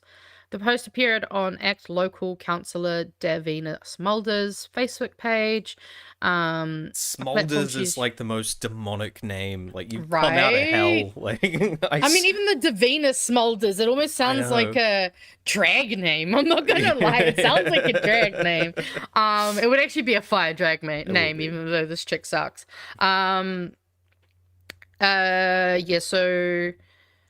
Basically that then led to, where's my other tab? It's called racism. That's what we're opposed to. I wasn't even on the right tab, was I? Oh, I lost my tab. Hold on. 1 second. ACT? She's ACT? Yeah, she's an actor. Okay, so that was appropriate to play David Seymour. Yes. But yeah, so it turns out there's been a lot of raro going on between them. But then there was a really interesting video that I thought we could just have a look at, which I just got to open. There's also going to be a bit of a, I guess, activation, you could call it. So if anyone does live up in the north and wants to go to this event in Kaikohe on Wednesday at 9 a.m, they're going to be doing a little bit of a protest. And then this is the video. Oh, that auto played. But yeah, we'll just listen to what she's got to say. The Māori takeover. Liking to a coup. It's a bit low for some reason. It is. Hold on, I'll do it. You got the global volume? Yeah, I do. Yeah, so I'll turn it up. How's... Is that better? View of the inflammatory statement made by my fellow councillor in a podcast. It's like she's talking to a food. Now let's call this the Mythbusters series. That was better. That was better right there. Oh, that was better? Yeah. Alright, well, to see if I can turn it up even more. Yeah, voice boost. There we go. How does this come through? And today we're focusing on the Māori takeover. Nah. Alright, if it's not going to play properly, we'll just move on from this one. Okay, well, you might want to sum it up, maybe? Oh, it's like a 2.5 minute video. Okay. I do not have the ability to sum it up right now. Okay. You know what? I'll do a summary of that later. Okay. We'll look at that next week, since it's not... I don't know why it's not coming through. That's so weird. It did sound very quiet, though. This one. Yeah, I don't know if you noticed in the thumbnail, I actually took one of the pictures from the article about this protest that you've... Because wasn't there an article that you had there? Oh, yeah, I did have an article there, but I replaced it with a video. Oh, sweet. Nah, can you give me the article, though? Sure, I want the article back. I can get the article back. Nah, because there's a photo in it that just... Okay. I don't know if you looked at the main photo in the article, but it was... I feel like they very purposely made the police look as bad as they could have. I'll just show it on my end as well. Yeah, go for it. This is it, right? Probably. Is it this one? It should be... Oh, this one? I can't see. Sorry. That's right. Is it this one? No, it should be one at the top. Oh, one at the top? This one? No, like at the very top. Yeah, okay. Look at that. They're just carrying the bro's wheelchair. Yeah. I was just like, what? It seems most of these are just like, look, there's like an old guy piecing out. Oh, yeah, but the carrying someone's wheelchair, I feel like that just hits Look at this guy. Yeah. Giving high fives on his way out, too. Just absolute disappointment. But yeah, do we want to go on the video? Yeah, we'll go to the video. Nice, I've got the video ready for us. This one should actually be loud enough, at least. Oh, helps if I unmute the side A. Nah, that was me. Armed with pens, paper, and a lot of patience, thousands of activists staged a sit-down protest in support of Palestine Action, a group banned in July 2025 under the Terrorism Act. The situation we have at the moment is absurd. I think it was absurd when they arrested the people before. We've got a 1,000% rise in the number of terrorists in this country just based on old people being arrested for holding a sign. It was the first mass demonstration opposing the prescription of Palestine Action since the ban was ruled unlawful by the High Court in February. Despite the ruling, the ban has remained in place pending an appeal from the UK government. But the proscription of Palestine Action was illegal. It was always illegal. So it's absolutely insane that the police are still planning to arrest people. According to the Metropolitan Police, 523 people were arrested for showing support for a prescribed organisation. Well, hopefully if the government's appeal is turned down, then all of this will be a complete waste of police time. Sure, because we're going to have to carry you quite a while. Well, that's up to you. More than 2,200 people have been arrested since Palestine Action was banned, but hundreds of trials have been put on hold while the legal battle over the ban continues. Shame on you! Your boost still might be on, just FYI. Oh. I call the Prime Minister. Shouldn't be, but... I don't know, maybe it was just a loud video then. Might have just been a loud video, because that was normal. But yeah. Sorry about that. I just thought that was funny what the guy said. He's like, overnight you have like 1,000 more terrorists in the country just by a law you passed. I didn't think about that. Right? I was like, yeah, that is the case. They just made more terrorists. The government created terrorists. Yeah. Well, to be fair, I mean, I feel like most terrorists are created. They're just... it's a POV it's thing. Freedom fighter. One person, freedom fighter is another man's terrorist. Yeah, exactly. So, I also just kind of loved the like absolute like resignation of just like, all right. Yeah. You know, like fine. And all these people being explained to, like, we're gonna have to take you away. You do understand? It's like, yeah, they all know. Just. But I like that the police have to go through that bullshit procedure anyway, and slows them down. Yeah, no, I'm also surprised they actually put in the time and effort to go and arrest that many people. Like, that was probably quite expensive. I know, that's the thing. Like, my God, the money wasted on doing all this, on trying to address all of these this people bullshit. here tonight are jubilant because they have voted in the election and they have voted. Why is it not? There we go. Sorry about that. What was I saying? My train of thought. Oh, just the amount of effort they put in. No, and the money. That's something I hadn't considered before. But yeah, they'll be burning money by all this police action. Like, that's like what happened to not wasting money and not like that's. To be fair, I mean, while it was nice to see the Tory government kicked out, it does seem like it's been replaced with a Tory light. So I mean, so much as I guess the US is, their window is a lot further that way than ours. So lawyers always suck at when they get into like become the leader of a country. I don't know. Someone show me a good lawyer that's led a country, because I'm pretty sure that was Keir Starmer's background was law. Okay. I believe so. I didn't know that. Yeah. Well, yeah, I guess now we're into the good news. So I put this in good news because the far right has fallen in Hungary. I did see this today. Yes, I didn't even know they were having elections and stuff. So, yeah, it was very interesting. You didn't know Hungary was having elections? No one told you. No, no one told me. Too much fucking shit going on. All of these people here tonight are jubilant because they have voted in the election and they have voted to bring down the government of Viktor Orbán. He'd been in power in Hungary for 16 years. During that time, people who were critics of him say that he tilted the country in the wrong direction. There was centralization of power, corruption, scandals, erosion of rights. And really what we heard from a lot of people is that they were very uncomfortable with Hungary's and Orbán's relationship with the Kremlin. And what they wanted to see is a government that tilted more towards Europe. Now I'm going to just step a little bit to the side here so you can kind of see a little bit of the scene behind me. And, you know, you have a man here with Orbán and Matryoshka doll, and underneath you have Putin. And it's not an overstatement to say that Russia factors very, very heavily in this election. That's kind of After cool. Orbán officially conceded, I mean, the crowd was cheering, and one of the things they were chanting was Russia go away. So definitely it is a factor, and so has Ukraine been a factor in this election. Orbán tried to make it one, saying that a vote for anybody but him might lead to the country being dragged into the Ukraine war. We are going to see a new government in Hungary, and I think the question is just, will that government be able to promise or deliver the change that it promised? Because a lot of the people here tonight really, didn't really know much about the opposition in terms of the vision it was articulating. What they really wanted to do was to vote against Orbán and end that government, and that now has happened. All of these people here tonight are jubilant. When you're in charge for 16 years, it's hard to push the blame off to other people. So. I know, you can't blame Labour in that fucking situation. Yeah. I mean, yeah, because I thought that was crazy, because I didn't realize that he'd been in for 16 years. I also, because I was curious, turns out the new Prime Minister, or incumbent Prime Minister, Peter Magyar,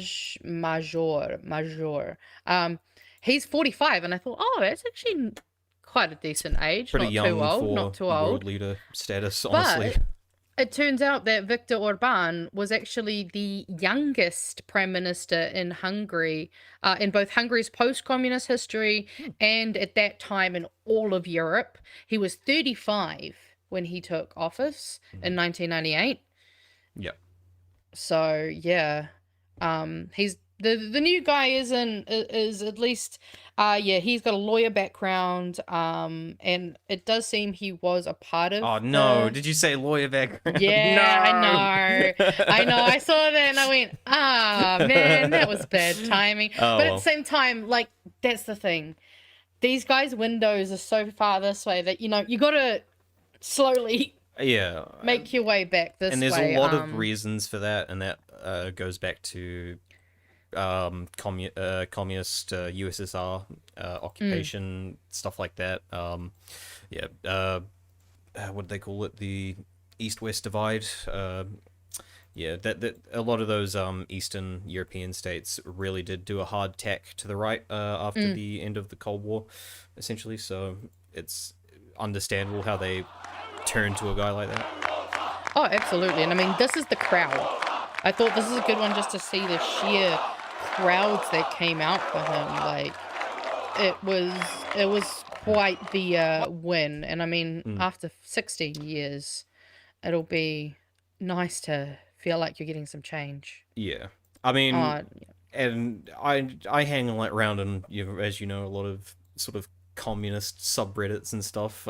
Some of them, especially the tankies, being like, what are they celebrating? Oh, yeah. This isn't good. This is being, the whole...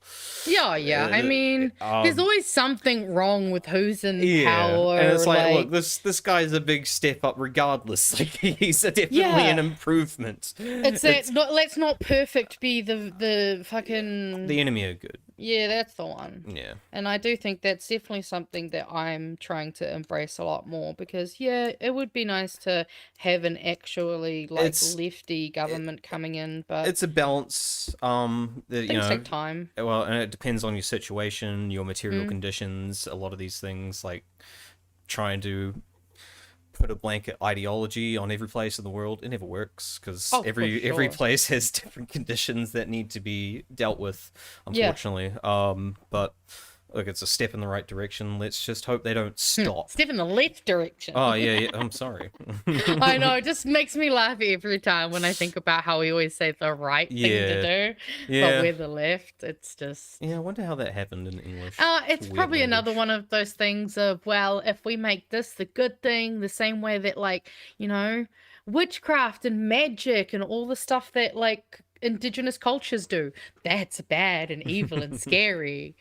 But what we do is absolutely fine. But look, I'm happy that they're happy. That's the best way I can put it. No, totally. I mean, we need some good news in the world, and if a country is kicking out their super far right, government and looking to change to a slightly less right government, pop off, Queen. Hell yeah. Get it. into This more is good your news. This is our good news. I didn't read too much into it. I just thought it was pretty self-explanatory. There's no plans to use Planeteer in emerging defense tech space. Government says so. This is I don't feel like I believe them. I'll be honest. I don't believe them either, but they've taken a stance.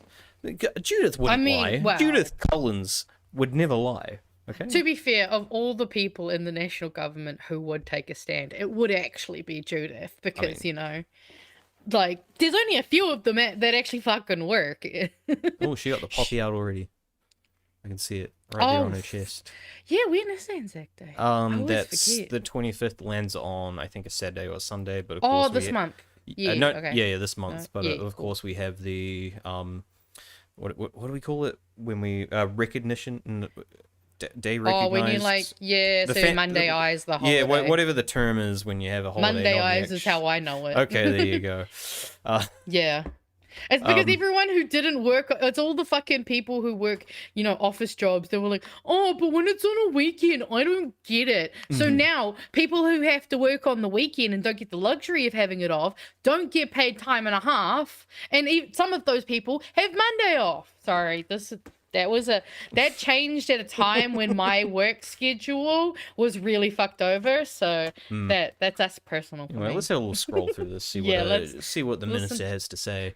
A briefing shows former Defense Minister Judith Collins met US defense technology powerhouse Planeteer in February on the sidelines of the Munich Security Conference to talk about an ongoing partnership. Planeteer had become the go-to tech company for Pentagon, and its AI technology had been... Sorry? Ew. Oh, just ew. Had been key for targeting missiles in the Iran war. But the government here with those other missiles that decided to attack schools, by the way, apparently. That was AI that decided to make those moves, allegedly. Yeah, definitely. But the government here on Wednesday said the new NZ Defence Force had no existing plans. No existing plans. There's your caveat. Yeah, I know, right? Very specific wording. Suspicious. To use the company's emerging technologies. Collins' meeting was revealed in a one-page briefing released under the Official Information Act to AUT law lecturer Dr. Marco De Jong. Collins met Planeteer International President Lawrence Lee, a former senior official of the UK's defence and intelligence agencies. The meeting on 30th of February was an informal discussion, her office told RNZ on Wednesday. The briefing to her ahead of the meeting suggested two key messages from Collins, who is also Space and Spy Agency Minister. The first was blanked, while the second was, I acknowledge the importance of an ongoing effective partnership, blah, blah, blah, blah. And at some point it says, essentially, this was not noted in her diary either. Well, yes, Pink says New Zealand Defence Force has no existing plans to use Palantir. I don't like the way they say that. Yeah, so as much as it's good news, because if you keep going down a bit more, I think it's before the next picture. Here it is, just before the picture. I see. Ministerial diary, because individual meetings overseas often change, so we're not recorded. So they were keeping this very under wraps. This had to be official information acted to actually get even revealed, which was sort of the most sus part about it. So maybe there's still discussions there, but again, why is a New Zealand citizen able to push this shit on us? We let him pay to play, and now he's fucking with our government. Oh man. We, the taxpayer, have paid for Judith Collins to have this secret meeting behind our backs. Didn't Luxon say this was going to be the most transparent government in history my or some ass. shit? I need to find that quote if that's the case. If by transparent you mean like a two-way mirror where one person can see everything, sure. Absolutely. Oh, this fuck. Because that's the thing, it's the same way they're like, oh, we don't plan to do this thing in this term. Yeah, because you're planning on trying to bring it in the next term, should you somehow fucking There get are no it. discussions at this time. So are you ruling it out? Yeah, Right? There's no discussions at this time. That's all I can say. I love how this is the kind of stuff they actually talk on and speak on too. Like, that thing we weren't going to talk about that we keep completely under wraps? Yeah, no, we're not doing that. Right? All right, let's move on from this. Yeah. Oh, good news. This was supposed to be happy. I was stretching. And I'm angry. I didn't have much. Very much were stretching. You were stretching. But that's fine. That's fine. We'll allow it. Okay, Manu. The Artemis crew have their feet back on ground.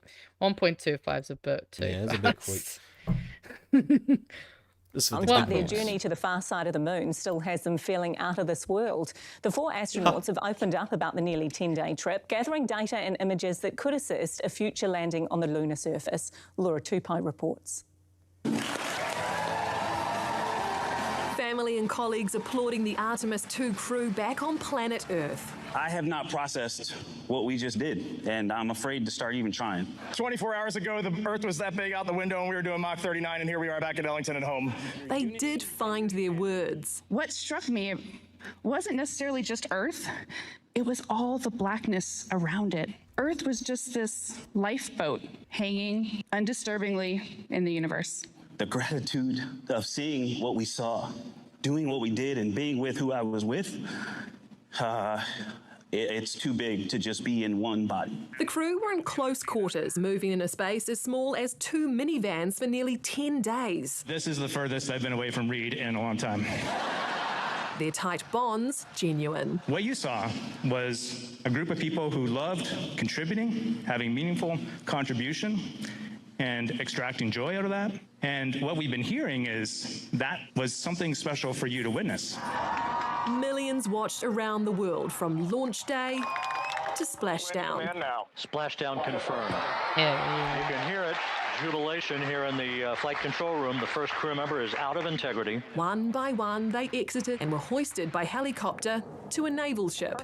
It was on that ship later where we saw the impact of the extreme heat of re-entry on the capsule. Waving at the cameras. The astronauts walking, some assisted, as they made their way across the flight deck before speaking publicly, marking the completion of the first human voyage to the moon's vicinity in more than 50 years. Victor, Christina, and Jeremy, we are bonded forever.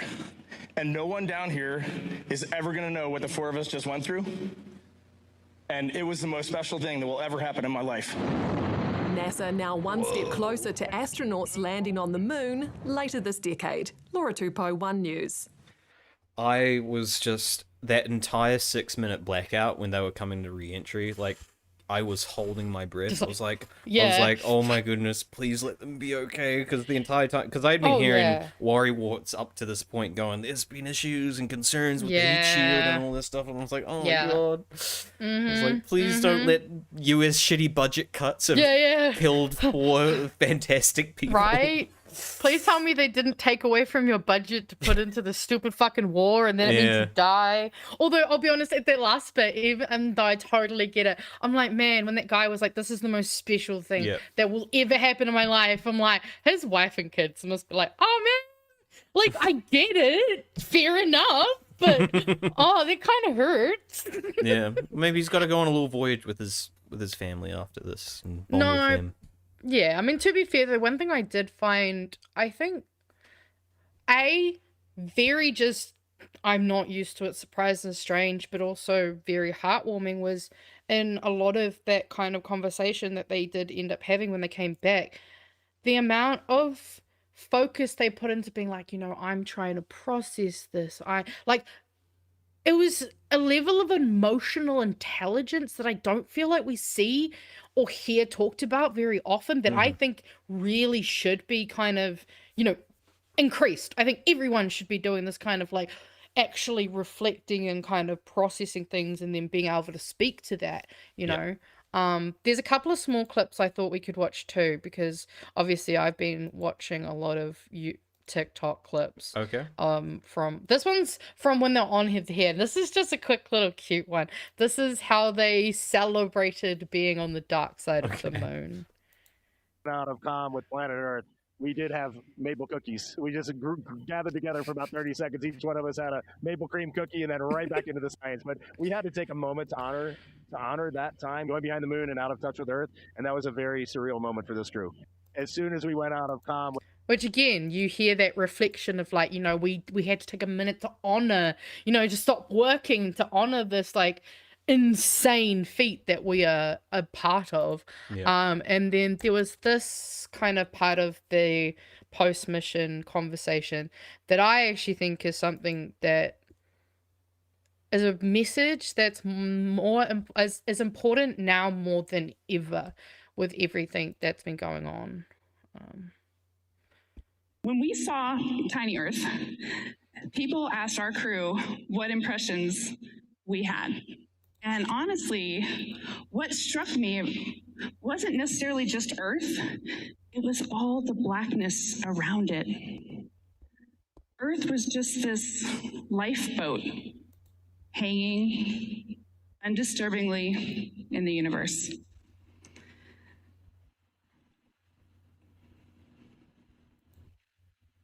Deep. Uh-oh. I put it at normal time for this reason.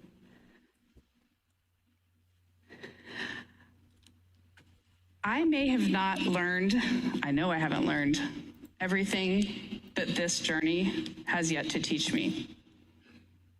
But there's one new thing I know, and that is, planet Earth, you are a crew. Yeah. Thank you. Yeah, I'll be honest, that one, I already cried. So watching it again didn't get me, almost. But I just thought that was like such a...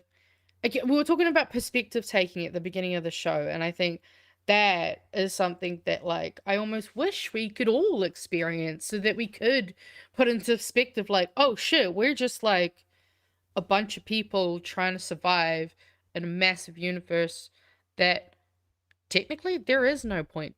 There's no point to the universe. It just is. Except communism bad.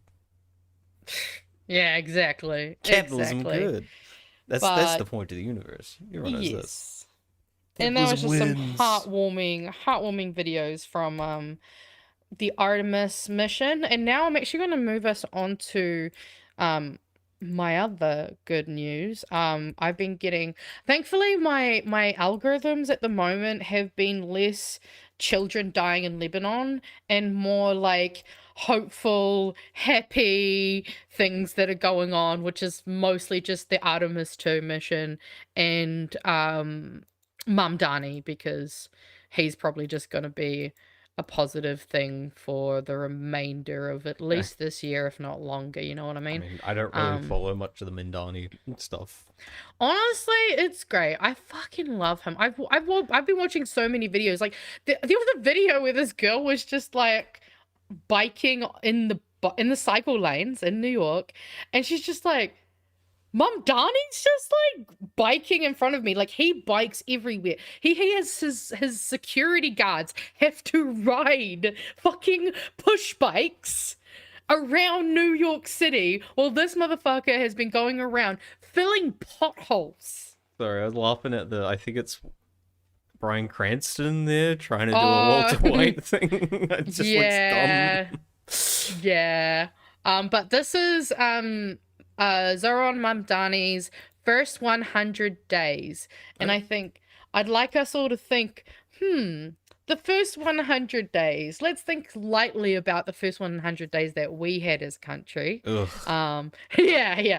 To put into perspective, Labor bad. what Mamdani has managed to do. Turn that up. How are you feeling about answering some questions from viewers? Depends on the questions, I guess.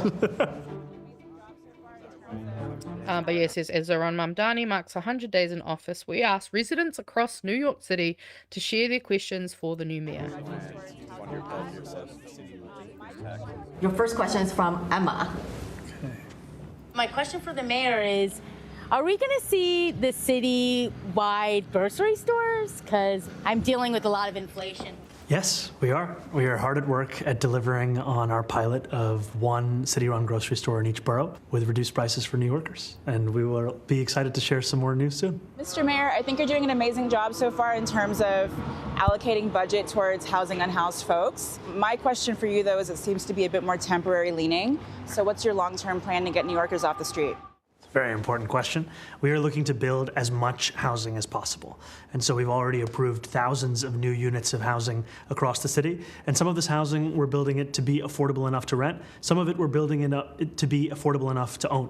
And this is the kind of all of the above approach we're going to take to make sure that New Yorkers can continue to afford to live in the most expensive city in the United States of America.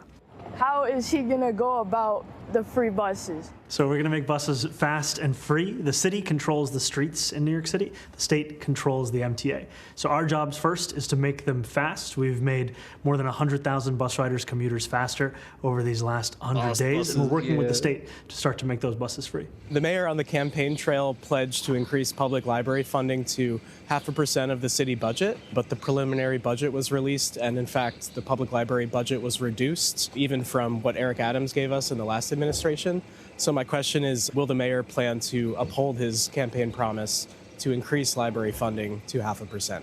So some of the percentages are ones that we will achieve over a period of time. However, the conversation around increasing library funding is far from over. We've had a preliminary budget, we have an executive budget, and then we have an adopted one. Hi, Mr. Mayor. I'm wondering if you plan to utilize the NYPD's services in a better way than having them stand around in the subway stations doing nothing. Thank you, Hector, for your question. I will say that we have hardworking members of the men and women of the NYPD who have been a large part of delivering record low crime numbers across our city. Over these first 3 months in office, we've seen record low numbers of murder in recorded history, joint record lows on shootings in recorded history, major crimes being down, as well as burglary. And that's the focus that's going to continue. The most important thing is that our work actually be informed by New Yorkers themselves. We have to get out of City Hall and hear from New Yorkers directly. And these are the kinds of questions that we need to be answering. So I appreciate the Times for putting it together. Still a lot of to-dos. Yeah, of course. Cautiously optimistic. Well, we actually have... I'm presuming by prioritizing making buses faster, he's talking about like bus lanes and stuff, I assume. I doubt he's talking about actually making them faster, although maybe the buses, they're so bad that they're just super slow too. I don't know. Yeah, maybe also an increase in the frequency of buses, possibly. Maybe. I'm not sure. Too.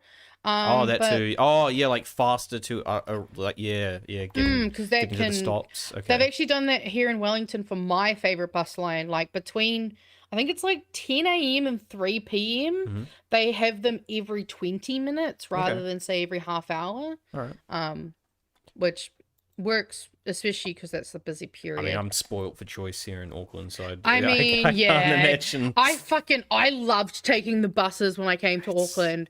It was so good. I was just like, man. Okay, now I can see why people might complain about our buses. Yeah. But hey, I'm not going to be, I'm thankful that we do at least have bus services that get me where I need to go. So like, check my privilege. Better than Dunedin. True.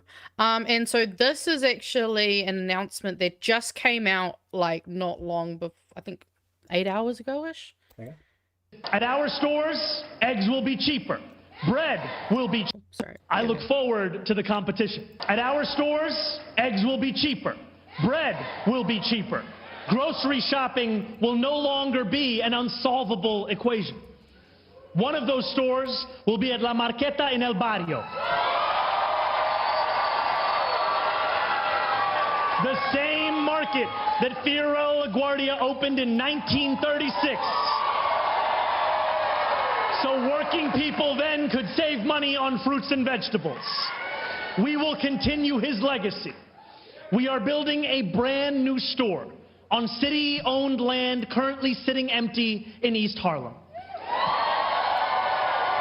A neighborhood where nearly 40% of households received public assistance or SNAP in the past year. Now, some will insist that city-owned businesses do not work, that government cannot keep up with corporations. My answer to them is simple. I look forward to the competition. I look forward. I mean, what a strong way to put that across. Yeah, absolutely. Also, oh my God, could you imagine how cool it would be if we had council-owned supermarkets and stuff like that? Oh man. Oh, it almost wants to make you move to America. I know, it'd be like our government would have to do something. Right? Nicola, just saying. Promise you're going to do something. This one's not really a news thing. This is just, there's something about, okay, first of all, there's something about Zoran's smile that very much makes me feel comfortable and safe, and like there's a good human being behind that smile. And it also just gives me lots of warm fuzzies. And I saw like, this is the kind of person, not even mayor, but this is the kind of person that like Mamdani is. And I think it is so freaking cute. It's like, look at this. I'm not sure, is this copyright? Possibly. I'll just mute it. But how cute is that? Like, I mean, he's just dressed much more humbly than your mayor was. At least he hasn't decked out. Remember At least he hasn't put some horrible barbecue t-shirt over the top of it either. Yeah. At least he doesn't have just... at least his first 100 days wasn't mired with shit flowing into the fucking harbor. Also, I had not thought of that NZ nemesis. That's a great point. He must have, because I know I can sometimes have like sore smile muscles after the show because I've been laughing so much, especially near the end. So yeah, that's actually a really fair point. I hadn't considered that. Now we're going into the memey news. So I think this first one is yours. Yes. Oh, I just thought this was a quick thing we could mention, but I thought it was another haha Luxon failed. I titled it No Luck Luxon. National's former Attorney General prospect James Christmas, which is allegiance to ACT. And I don't think there's much more to go into with that, but I did like the photo that they had as well accompanying it. If you scroll down. Yep. 1 second. Look at that. Oh. Look at Luxon just... He's Everything's just fine. Into the distance. No clue. Yep, this guy's eating my lunch. I get it. Yep, he's taking all my prospects. To be fair, he just looks like he's off daydreaming, thinking about random shit. Like he about doesn't what his even... wife's cooking for dinner. Yeah, just like, oh wait, what did she say I was supposed to pick up on the way home? Was it? Oh fuck. Yep, but one of their former hopefuls, it sounds like, who's just made the switch over to ACT, following I think a couple others who have done that in the past year or so. But yeah, let's not go into it too much. Let's just move on. Sweet. Don't mind me. Wait, just opening up. Is this stuff, memey? sorry. You put these in memey. I didn't. You put that one was this not. Next one I put in meme. Oh, this one you did. Okay, I was gonna say. I was like, no, I did not it's put a this one in fucking meme. joke. Okay. So the title, before I put it on the screen, the title that I put this in our document is "The State of IT Infrastructure is a Fucking Joke" at this point. Because I pulled this one too, but I put in the extras. Well, yeah, because we were tagged in Discord about this today. Yeah, I saw that. And so I had to have a laugh. Health New Zealand scrubs internet of old websites. So yeah. Health New Zealand is getting rid of hundreds of old websites and says it's saving millions by doing so. At the same time, one of its hospital's phone numbers has been confused online with a Timaru cafe, and Health New Zealand says in an online post that it has asked Google to fix this. Hello, Grandma, Auntie, is that you? The agency inherited. Ooh, I feel like this word is a bit of a trigger word for me now. Okay. So like, I can't hear it. Yeah, so they inherited 344 websites about specific conditions. One is called Death Docs, another Mpox Toolkit, or places such as the sites of the 20 district health boards that preceded Health NZ, or actions such as appointments booking websites. Many legacy websites were poorly maintained, posed technical and security risks, were no longer fit for purpose, or did not meet government standards, HNZ told the Association of Salaried Medical Specialists, which represents senior doctors. I mean, as much as it's a shame, I agree with them. That's a wise move. Not to mention there is an ongoing cost in reserving those IPs as well. Oh, yeah. No, I mean, like, it does make sense, but I mean, I guess it's less a question of should they be doing it, and it's more a question of are they doing it correctly? Yeah. And in an efficient and smart way. But yeah, it's been 150,000 on an external consultant for development services, but the other work was done in-house. estimated to have saved 21.4 million in one-off savings. At least someone's saving money without fucking people over, so that's good. I mean, yeah, that's why it kind of goes a memey, because I'm just like, man, this... I kind of like, I'm not sick of hearing news about IT going bad, but yeah, I'm kind of sick of hearing about I'm sick of hearing about IT going bad. Yeah, I feel like that's definitely probably more of a trigger for you than me. And this one, I believe, is your meme. Yeah, once which... I saw this, I was like, oh, that's going straight in the meme news. A massive once in 500 years chimpanzee civil war has broken out.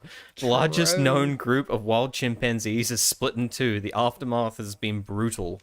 Wow. I know. A community of around 200 chimpanzees living in Uganda's Kabale National Park have fractured into two warring factions, one with the group launching a years-long campaign of lethal attacks against the other. So this is like one-sided, I guess.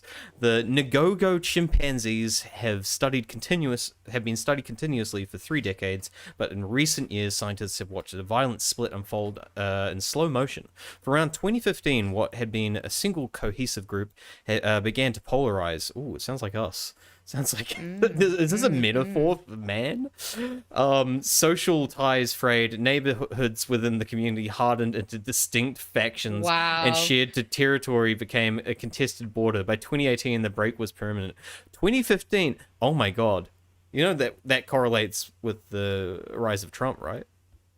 Oh my god. Are these? Have we got MAGA chimpanzees? I'm just saying. I'm cooking here. But Didn't know Rise of the Apes was a right-wing movie series. Yeah, it's Rise of the MAGA apes. What followed was remarkable and troubling. The smaller of the two groups, the Western chimps, began making targeted raids into the territory of the larger Central group. Over the next 6 years, they killed at least 7 adult and 17 infants. Oh, and that figure is likely an undercount. A further 14 adolescent and adult Central males disappeared or died unexpectedly between 2021 and 24, none of whom showed any signs of illness beforehand. Today, the Western group has surpassed its rival and become the dominant force in the jungle. The findings have been published, but that's pretty much the most of it. But yeah, that's crazy. I know, right? Oh my god! Chimpanzees. Once every and it's interesting that they can estimate that this happens once every 500 years. Especially because it's the West as well. It's the West. Well, it just made me think of the fact that an empire generally only lasts for 250 years.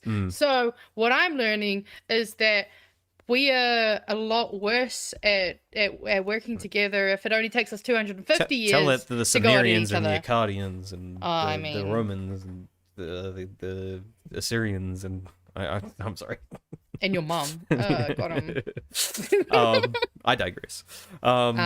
Did you want me to play some I had a video because they had a video there, but this one's better. This is from like a... Do you reckon I should play the sound because it is Netflix? Yeah, no, play the sound.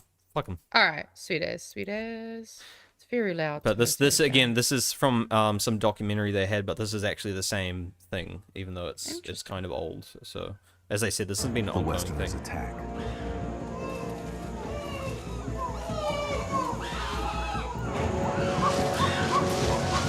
And the Centralers meet them head on.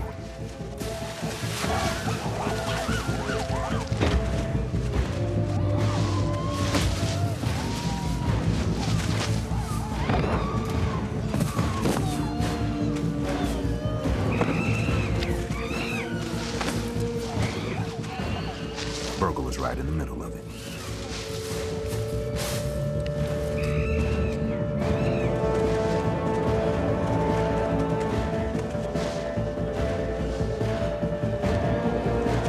The Westerners are pushing the Centralers back.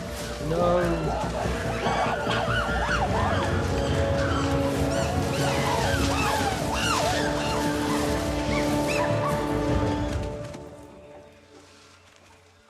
Monkey butt. Sorry, ape butt, but monkey's fine. Yes, ape. Yeah. But yeah, no, fucking chimpanzees are crazy. I mean, as Laura said, 500 years is like guerrilla warfare. Gorillas are quite actually peaceful. Yeah, no, they are. Yeah, have you seen a gorilla pump its chest? It like does pops. Yes. Yeah, they're like one of the least threatening things, funnily enough. I know, right? As big as they are. But chimpanzees are very violent, which is why that they like tear things limb from limb. It's insane. They're completely inhumane. But I love bonobos because bonobos are like the opposite, and their solution to everything is fucking. I mean, which is like bonobos like a my lot spirit more animal. human. Yeah. Yeah, I mean, is it a lot more human? I don't know.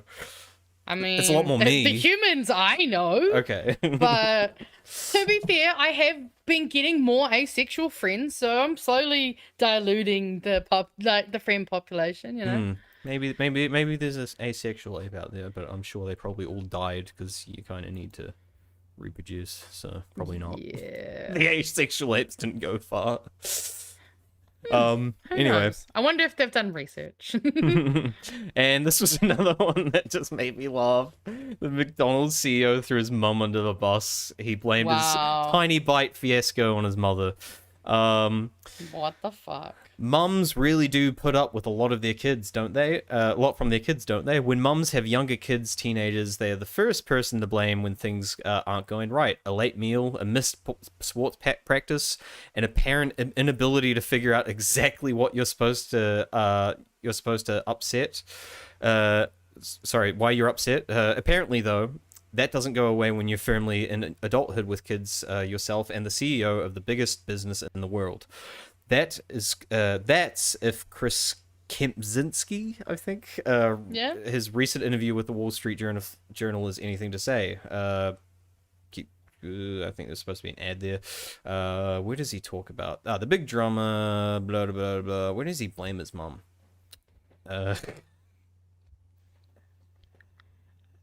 Keep going down. Here we go. In his sit-down with the Wall Street Journal, seen via Instagram, Kempczynski said the lessons he learned from his mum in his youth might be at the root of it all. I blame it all on my mum because she told me, don't talk with your mouth full. And I think probably that in that case, I should have just said, you know what, to hell with it. I'm gonna, he even talks like he's a square, just, you know what, to hell with it. I'm gonna talk with my mouth full. What a fucking loser. If he wasn't married with kids, I think he's a fucking virgin. Yeah. I mean, there's not much more to it than that, basically. But that's it's my mum's fault. Classic capitalist, willing to throw your own fucking mother under the bus just to keep your profits up. So, and I'm hoping this next one is not going to get us. The sound isn't going to get us copyright. Oh, tell me if you reckon I should mute it. Okay. But I'm going to let it autoplay because I'm sure everyone's going to enjoy this. I know Noah's probably down. Okay. Yeah, it's for you especially. It's pretty funny. It's pretty funny. Please wait. I love it. Yeah, so they had a heated rivalry lookalike competition. I still haven't watched that fucking show. And these two guys decided to just start making out to like try and win. They did win. Yay! It's a double win. Guess what? It's actually a news story too. So because of this, I was like, yay! I was like, oh, I could put this in the memes or the cleansers. But then I happened to be on TikTok and found this video. There we go. Oh, can you please go up? There we go. But there we go. You have to go for it. I don't know this man. I literally met him 5 minutes ago, but I'm gonna make out with him like we've known each other for 9 years. This heated rivalry lookalike contest may have sparked its own Hollander-Rosenoff romance. 24-year-old Felix Eller and 22-year-old Aram Matangi entered the competition to see who looked most like Connor Story and Hudson Williams.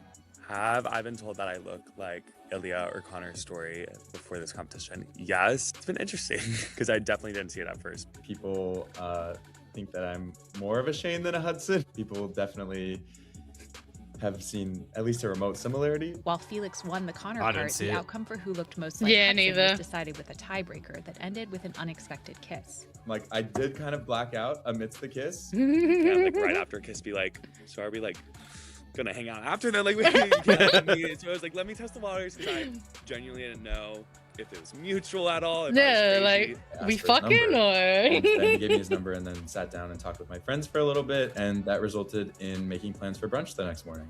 They went on an 8-hour first date and shared how heated rivalry had a larger impact on them. When I was in school, there were closet queer athletes who quit the team because of the homophobic locker room talk and then stayed in the closet until they graduated. I think this show does a good job of saying, like, they exist. We do need to support them. We need to be here for them. When you see yourself in the character, you believe in what's happening to the character.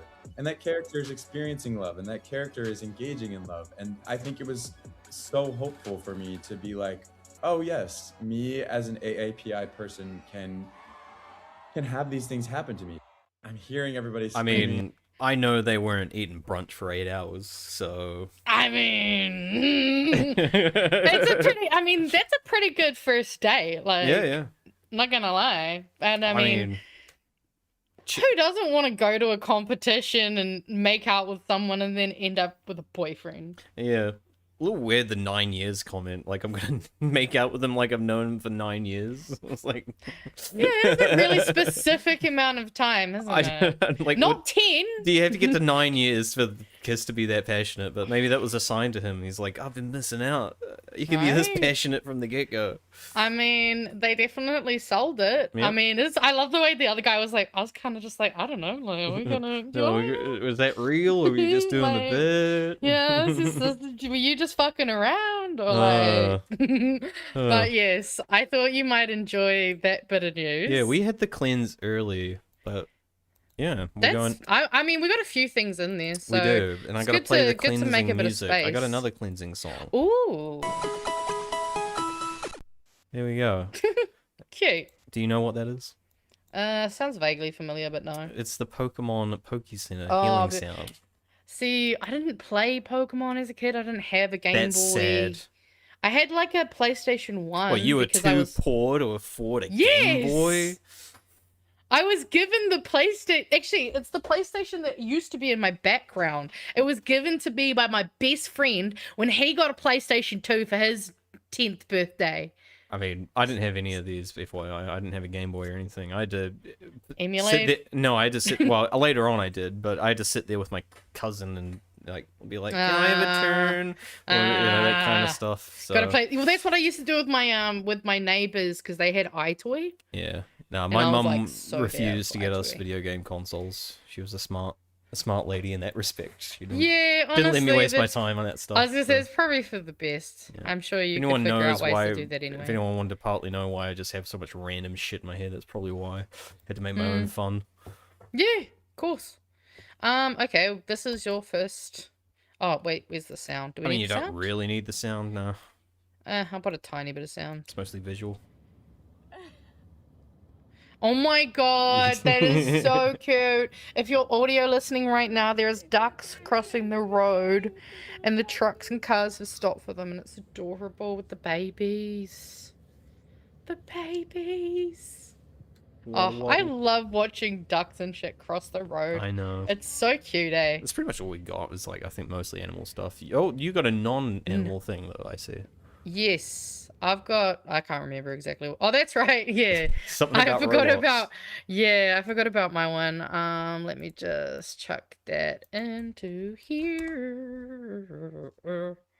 These robots are about to compete in the second humanoid half marathon in Beijing. Ahead of the official race on April 19th, the robots completed a full-scale test that included fully simulated course scenarios, such as the marathon Is that a course. sombrero? Last year's debut event had more than 20 robots participating, and now over 100 leg teams day. are set to Look at those compete, an thighs. approximately five-fold increase. The dainty race run. will both autonomous and remote Oh, that control guy's teams. cute. 去年可能 I know, right? 大家对于完成比赛就是觉得很厉害那今年的话其实都是整体行业的一个提升。 Human runners and humanoid robots robots will race side by side, starting at the same time. Last year, a human won the race. China You'd leads the hope pack so. in global humanoid robot installations. According to data from Counterpoint, China accounted for more than 80% of humanoid robots that were deployed around the world last year. These robots are about to compete in the second humanoid. I love the way they look when they run. I mean, that's one of the only other things we got going for us as humans. We got like two things. We got pattern recognition, best in like the animal kingdom, and we're also the best long distance runners. And they're coming for this too. Fuck's sake. I like how you said we're the best. It's like, yes, that's definitely we're the best. I mean, you know. Nah, I get collectively. you. I get you. Yeah. Maybe not even that. I don't know. We were once the king. We was kings. Oh, Yep. this is adorable. My dog was cleared cancer-free today, and so I'm reverse searing a steak for him. Aww. And I just thought that was lovely because it reminded me when my doggo died, and I was just like, oh, because my mum was so like, oh, don't feed him bad things, you know, we got to keep him healthy. And I'm like, what was all that for? He just up and died, and you know. let him enjoy the end of his life. And that's why, in hindsight, I was so glad. I was like, I'm glad I went behind my mum's back all the time. I'm like, here you go, you can have some bacon and stuff, you know. That's the one. That's why he loved you so much. Yeah, I see. I mean, like a good brother, you know, just sneak in your little brother some. Life is short, you know, so you gotta smell the roses. Eat some damn bacon. Yeah. Here's an supposedly, I guess, autistic dog because he likes trains.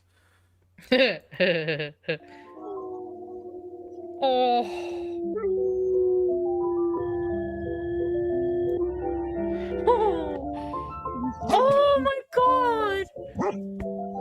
Oh, I love him.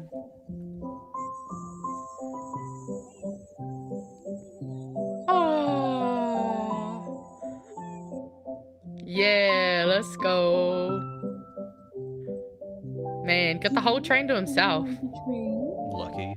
Right? Oh, no, there's someone. Oh, okay. Oh. He gets a person seat. Whoa. Oh. Oh, he looks so happy.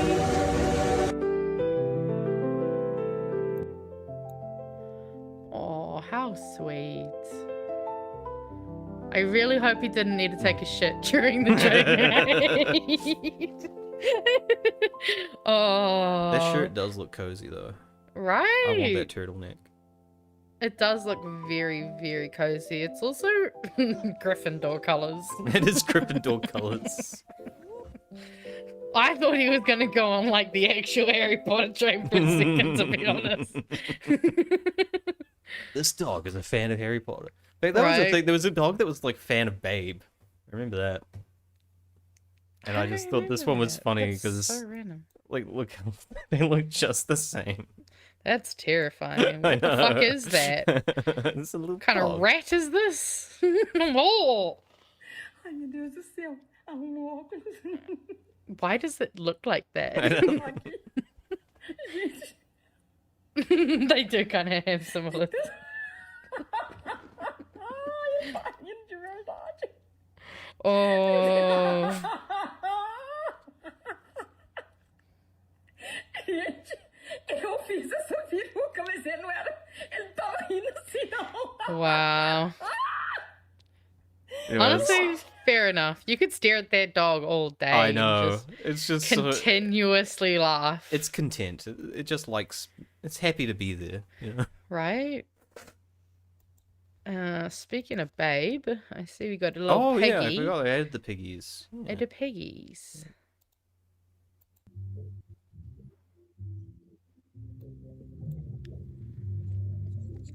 Oh.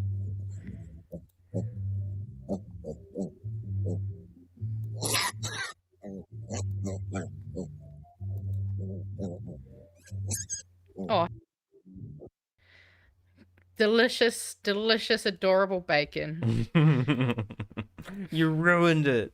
No, I've got to be realistic. These aren't They're eating adorable. pigs. These aren't eating pigs. These are pet pigs. Yeah, you tell yourself that, No, buddy. they're in a pet store. They're not for eating. That doesn't mean they won't necessarily end up Someone food. should tattoo that on their backs. People often get weird pets as Not for human animals, consumption. don't realize how they're supposed to take care of them, and then end up giving them back or freeing them.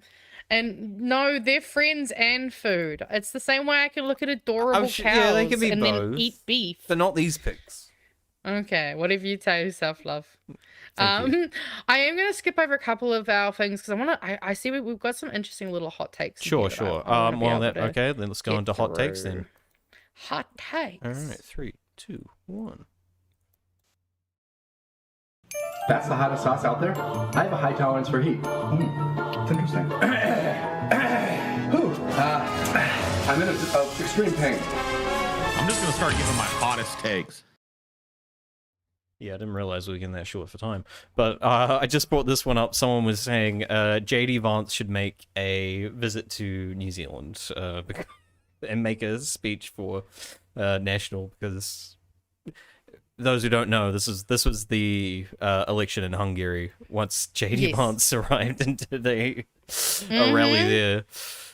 Well, yeah, because there was the thing about Viktor Orbán was he was like Trump's, friend, and I believe I did see an article. I didn't read all the details, but apparently JD Vance spoke against Zelensky speaking on Viktor Orbán, and it's like, oh, shut up, man. God, I hate JD Vance. Stupid couch fucker. What's this?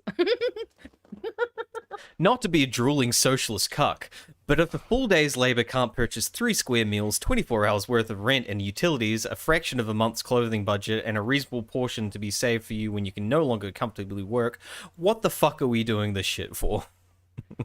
Honestly, that's so real. I think like, what are we really doing this for? I think that's everyone's fucking frustrations right now. And this next one, I ended up watching the YouTube video about this. Really interesting. So it turns out there's a pretty strong chance that we actually cultivated cannabis before we cultivated wheat. Sick.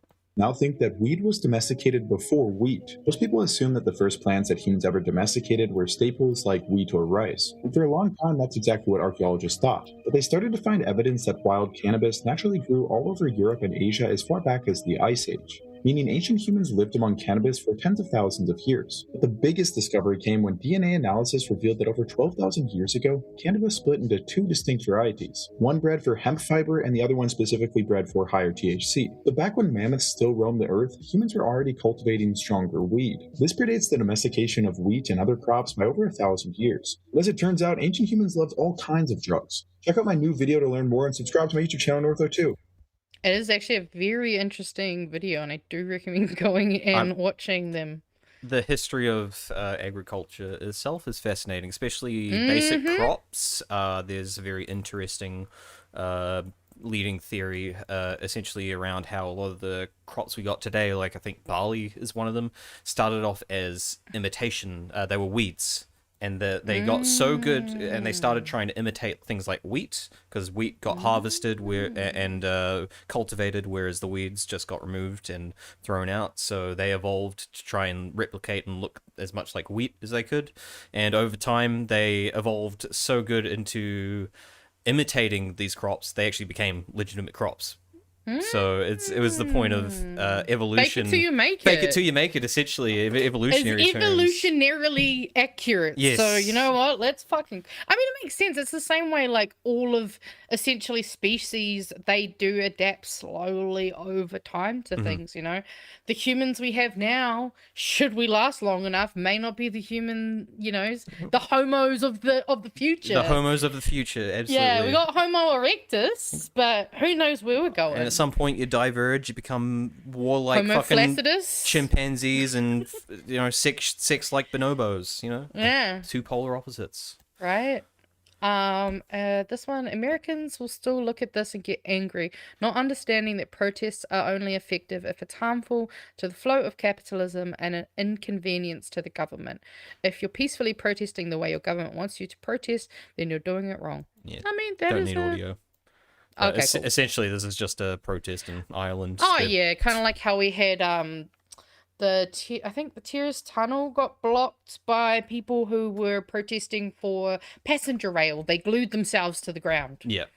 So And everyone's like, why are they doing this? It's so inconvenient. Can't they do it? That's the point. Yeah, exactly. It's like David Seymour being like, "Oh, the kids should do their strike on a Saturday." It's like, that's not the point, David.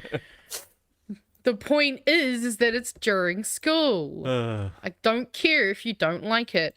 And this next one, this was a great. It's from a podcast with Trevor Noah, who I fucking love. Okay. An interesting poll that I saw the other day, and I was shocked by this, is people in Africa generally have a more positive attitude towards artificial general intelligence than people in the Western world. Yeah, because people in Africa deal with racism for a long time.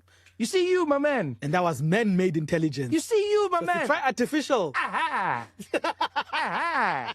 Ngena lapho. But I think Eugene is the other half of my brain. You know when people are like your left brain, right brain, I'm like, Eugene. Also, this was kind of like what I was saying to you earlier. There is racism baked into fucking everything in our lives. But it's true. No, but it's exactly what you're saying, right? It's interesting how people who have assumed that the intelligence will be built around them and their histories and their pasts now think that that same technology will go on to do to them what they did to others. Yeah. But then the people who were only on like the receiving end in recent history of a thing go like, oh yeah, any change is good change. They could be like, maybe this will work. Yeah, because it also puts us in an equal footing. I look at wars the same. Oh, damn, I didn't think about that. Yeah, because you don't know, I don't know. Let's see what this thing can do for AI us. would be the white people of everyone. Yes. Oh, And that is the hot take.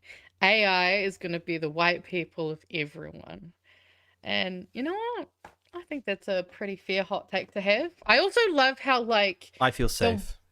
The way that they, like, are on the same wavelength and like, hey, it just reminds me of like when I'm around other Māori people. Like there's something about seeing people of color doing that, like, we're on this like, you know, level that white people aren't, like just straight white people aren't.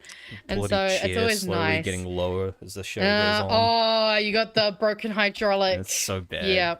Oh, that's always the first thing to go on the bloody computer chairs. My one's usually, mine's less I have to worry about the hydraulics and more I have to worry about my back just slowly getting lazier and lazier. And I am never buying like a leather one again or faux leather. I'm never buying It's a gaming chair again. They're fucking useless. It's just after sitting here for 2 hours, it's like the sweat on my back. Yeah, it's insane. nah. That sounds like Needs to be horrible way to end breathable. the day. No, it's not good. Yeah, we got some memes though. Moving on. But yes, memes. Yeah, do these first- two first. I did not know Epstein. yeah. It's not true. It's bullshit. I did not know him. I did not. I did not. You're tearing me apart, Lisa. I did find it funny people talking about the Melania Trump thing. I'm just like, oh, okay. I mean, cares? Let's be real. No one expects her to be that in the know about shit because that's not what she's here for. Yeah. She has a role and she plays X'd it. out. Uganda's military chief demands $1 billion from Turkey and the most beautiful woman in that country for a wife. What a very specific and self-centered request. I know. But it's like, you know what? Whilst you're at the table, you may as well try. Right. Yeah. It's not like you could. It's not like I got to ask for like better, you know, working conditions or I don't know, like housing or anything. Maybe Iran should try that with Trump or something. Like, we'll give you the most beautiful woman. Well, maybe he'll give over Melania. I don't know. I don't know It's what like he thinks. Pokemon. They're No, trading. he'd give his daughter. Oh no. Because he thinks she's probably the most beautiful woman in the hottest. country. Anyway, moving on. I actually got one here I'd like to cover. This one I pulled for Laura. Oh. Yeah, this one's for you, Laura. Hopefully this makes Laura feel better since I just want to know where this guy went wrong. All right. Oh no, tree felling gone wrong. That's all. Watching people cut down trees who don't know how to cut down trees is always so anxiety inducing.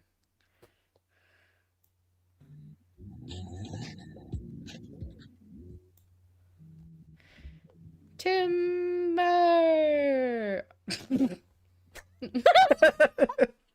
Holy shit. So I need to take that back. I think he has a strap tied to the tree going to like another tree, and somehow when the tree falls it snaps it like I don't know. I don't know the physics of this. There's a yellow thing tied around. Yeah, I think he's doing that to pull the tree that way when it falls. Can I slow this video down? Yeah, you can do the yes, I can, because we got the Oh, I like this. Yeah. Let's see if we can analyze this a bit. Yeah, there you go. You see the slow. Oh, I see. It's tied to another tree behind it. Yeah. Oh, because it's so that it can pull the tree in the right direction. Of course. But wait, is this a common occurrence? I don't. I mean, no. Honestly, I kind of wouldn't be surprised. To be fair, I usually see people do the thing where they don't do anything to make sure it'll fall the correct way, and then it like falls onto their house, or, you know. People make, I'm saying people. Men making bad decisions is often a lot of funny material. In the words of our great leader, we should stop making dumb decisions, you know? Oh, that's right. I wanted to play this one for us. And I've titled this one Race Baiting, but Not How You Think. So... Oh, forgot about this. Yep. See, this is the thing is I have to remember. Yeah, I have to remember to undo it. There we go. Making my way downtown. Oh my God, I'm so sorry, sir. I keep tripping over these potholes. Somebody in New York has to fix these. God darn it! Habibi, don't worry about it. We're fixing these right now. We just filled in the 100,000 pothole in the city. Pothole fund? Yeah, no, they actually did have a deep hole fund to fill all the holes in the Wait, so we're copying Mamdani? I mean, I'm all down for copying Mamdani. Have you He's really are not joking, a communist. Yeah, yes I am, David. But no, I loved that little kind of. I've been again loving him so much on the TikTokies. And then, unless there's one you really want, I'm gonna jump to this one, because this video is when the homie falls to the red pill. So, fun little sketch. I know. It's good seeing you, man. Yeah, it's good seeing you too, man. I've been wanting to hang out for months. Same. It's just you get caught up in work, and it flies by. Literally, you start dating, and I don't even want to get into that. But, and look, dude, I know you're caught up on your ex and everything, but you gotta just think. It's not yours. It's just your turn. What you say? Oh, it's just this thing I've heard. Like, just for the streets, It's like it's not yours. It's just your turn. Wait, look at me. What? Look at me. What? How long? How long? How long you been on that? How long on what, bro? What are you talking about? How long you been on that red pill shit, man? Dude, no. I mean, after me and Sarah broke up, I just started watching a couple of dating videos here and there. Like, I'm not on that. I don't know. Like, 6 months, 7 months, maybe? What? Come back in 6 months. If you're being too dramatic, all I'm saying is that you gotta focus on yourself. Like, you gotta become a high value man. That way, you don't have to chase. You can just replace. Like, women only want the top 10% anyway. Next thing you know, they're gonna be asking for 50-50 and all this and that, and you're not gonna know what to do. I'm literally just putting you on game, bro. Like, I'm just teaching you about female nature. I'm not on any kind of weird stuff, bro. Like, you gotta believe me. Like, you believe me, don't you, bro? Like, bro, do you believe me? Like, Bro, I know you know how they move, bro. Like, tell me you believe me. What you say? Literally. What you say? I believe there's audio that we're willing to risk on this next one. Oh yeah, but this one, oh, it doesn't matter. No, Oh, play this I one. can do a different No, one if you play want. this one. I just thought it was funny.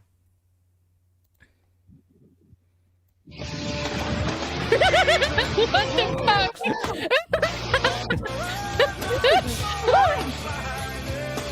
Checkmate, Damn! atheists. Bro skipped himself I across the know. lake. That's so cool.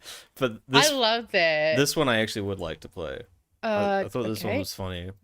The fucking judge asked the perfect question. Driving, ma'am. What are you Oh, doing? fucking You one of cannot be these. Driving, ma'am. What are you doing? Come on. I'm not driving. I'm a passenger in a car. I'm sorry, I have an emergency. I'm going out of town for a family member, but I will have my driver pull over. Hang on 1 second. I'm sorry. Am I crazy, or does it not look like you're driving that car? I'm not driving the car. I'm a passenger in the car. Show sir. the driver, bitch. Let me see the driver. No. No.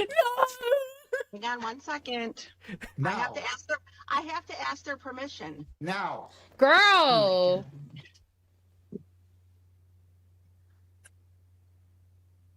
Got him. Oh, you're not in the you weren't in the driver's side. You think I'm that stupid? Wow. I've seen some driving court videos before, but that one was damn. I wanted to play this one because this is actually this is a prank channel that I fucking love on TikTok. Okay. And you'll get the premise of the TikToks kind of bit. Oh yeah. I just realized I forgot about the music. I ain't gonna lie. It's okay if I get your number. I can't. I don't want to waste no time with you. Who's that? That's my husband. Your husband will make you get stuff on the top shelf? You said, huh, bro? You don't see me right here? I did it. You better go on now and find you something else to pick up off the shelf. Why ain't you help her get her? Why ain't you help her get it? Don't you see me in the other window? Doing what? Yeah, I'm getting General So's. What you doing? It's okay if I get your Instagram? Oh! But yeah, basically, they just go up to women who are trying to get stuff or struggling to grab stuff, whose husbands, boyfriends, partners are just standing there not helping at all, and he just does this move. Like, it doesn't matter how old, like, well, okay, it does matter how legally old they are, obviously it doesn't to young people, okay, but like, you know, he'll go up to women in their 50s 60s who are with their husbands, and you know, I just love it. It's the smooth, like, here you go, let me help you. And then the guys get like, and then there was one girl in which she got mad because her boyfriend just didn't say anything. Like, he was he just stood there, and she was like, aren't you gonna say something? He's asking me for my, like, Instagram. And he's like, oh. That would be me. I'd just be like, yeah, if you want to give me your Instagram, it's, you know. Okay, yes, but these You are wanna invite monogamous him people. round? Yeah, that's true. Yeah, you gotta forget, these are monogamous people, not us. I don't know how to put that brain on. I'm sorry. No, I don't, that's fair enough. I don't own get it. people. Yeah. This one was just fucking crazy. Don't worry, it's not gory. Nothing bad happens. No, I've seen, actually, because I remember But- seeing this on, like, TV I just when thought I it was was a kid. crazy. There's some traditional thing they do in Yeah. Vanuatu.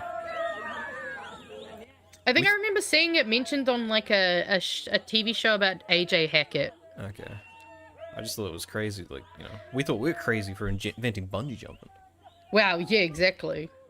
Because actually, do you remember that TV show they had where it was, like, trying to find people with the name AJ Hackett?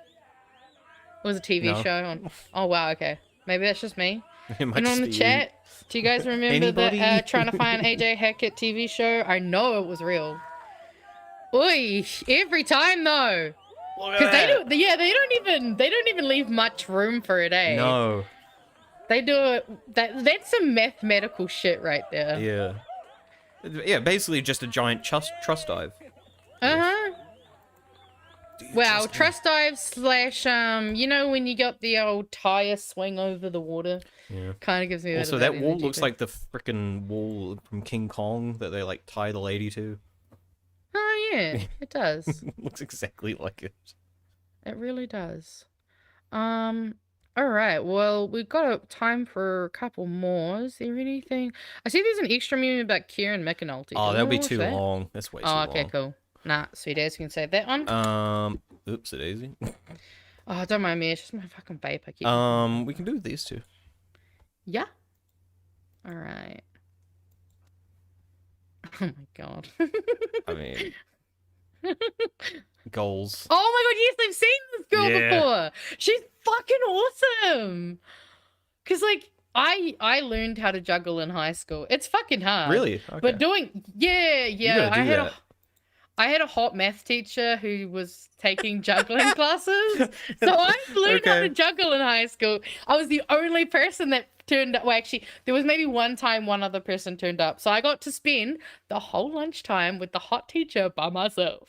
Am I the only one that wasn't like attracted to a teacher when I was younger? Like, I'm one of those people. Like, I've always been so in my age range. Like, you know, older people when I was like in my teens, I was just like, ew. To be fair, I also came from a place where it was, I would almost say, common and standard for like 14 to 17-year-olds to be dating dudes in their 20s who drop them off at school. So like, you know, I've got a pretty messed up perspective. Okay, we got some people who weren't. All right, yeah, that's got a mixed bag. I knew a lot of people who at least crushed on one. Actually, no, I crushed on my primary school teacher too. She was Canadian and a cheerleader. Like, how was I supposed to not? Like, it's not my fault. Did you get the results for that outro, by the way? Oh, yes. I haven't looked at the poll results. Well, we should probably do it. Oh, okay, cool. We're pretty much done, I think. Okay, well, that's us for tonight, Farmo. Yeah. Looks like we're ready to play our intro. The one that has won tonight is heavy R18 vibes, which, if you're wondering who we're going to be listening to, it's Corpse Husband. And every song I play is pretty much from my own Just because it's stuck in my so- head, though. Everyone, if you haven't listened to Van Halen, Hot for Teacher, go listen to it. It's sick. One of the best Hot drum for Teacher tracks. is a good fucking song. It's so good. No, yeah, that's a good fucking song.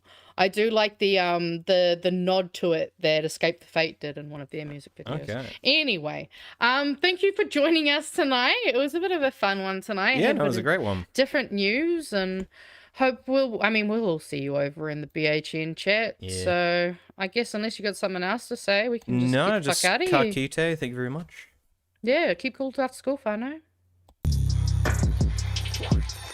Choke me like you hate me, but you love me. Low-key wanna date me when you fuck me. Touch me with the lights off and my chains on. Baby, I'm not the right one, you should wait on. She a freak, little bad hoe. Guess but told me kill it, so let me grab my death note.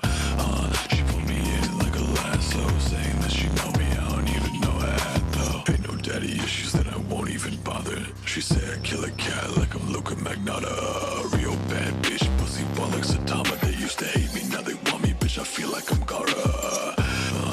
Girl, you fucking with a wrong one. Fuck his team, fuck your clique, bitch. I'm on one. Fuck your stream, fuck your clip, you ain't saw one. Got your bitch on my dick like she want one.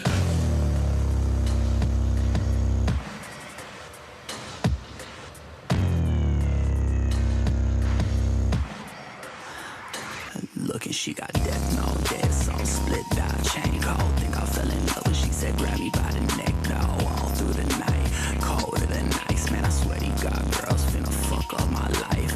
That wing fly like the moon in the sky, she just looking through my soul with them Shinigami eyes, coke in my nose and a blade on her thigh, man, I think this girl is really trying, playing my demise. It's the Pumpkin Patch King with the corpse with the ring, and she fuck my best friend if I die here today. Choke me like you hate me, but you love me.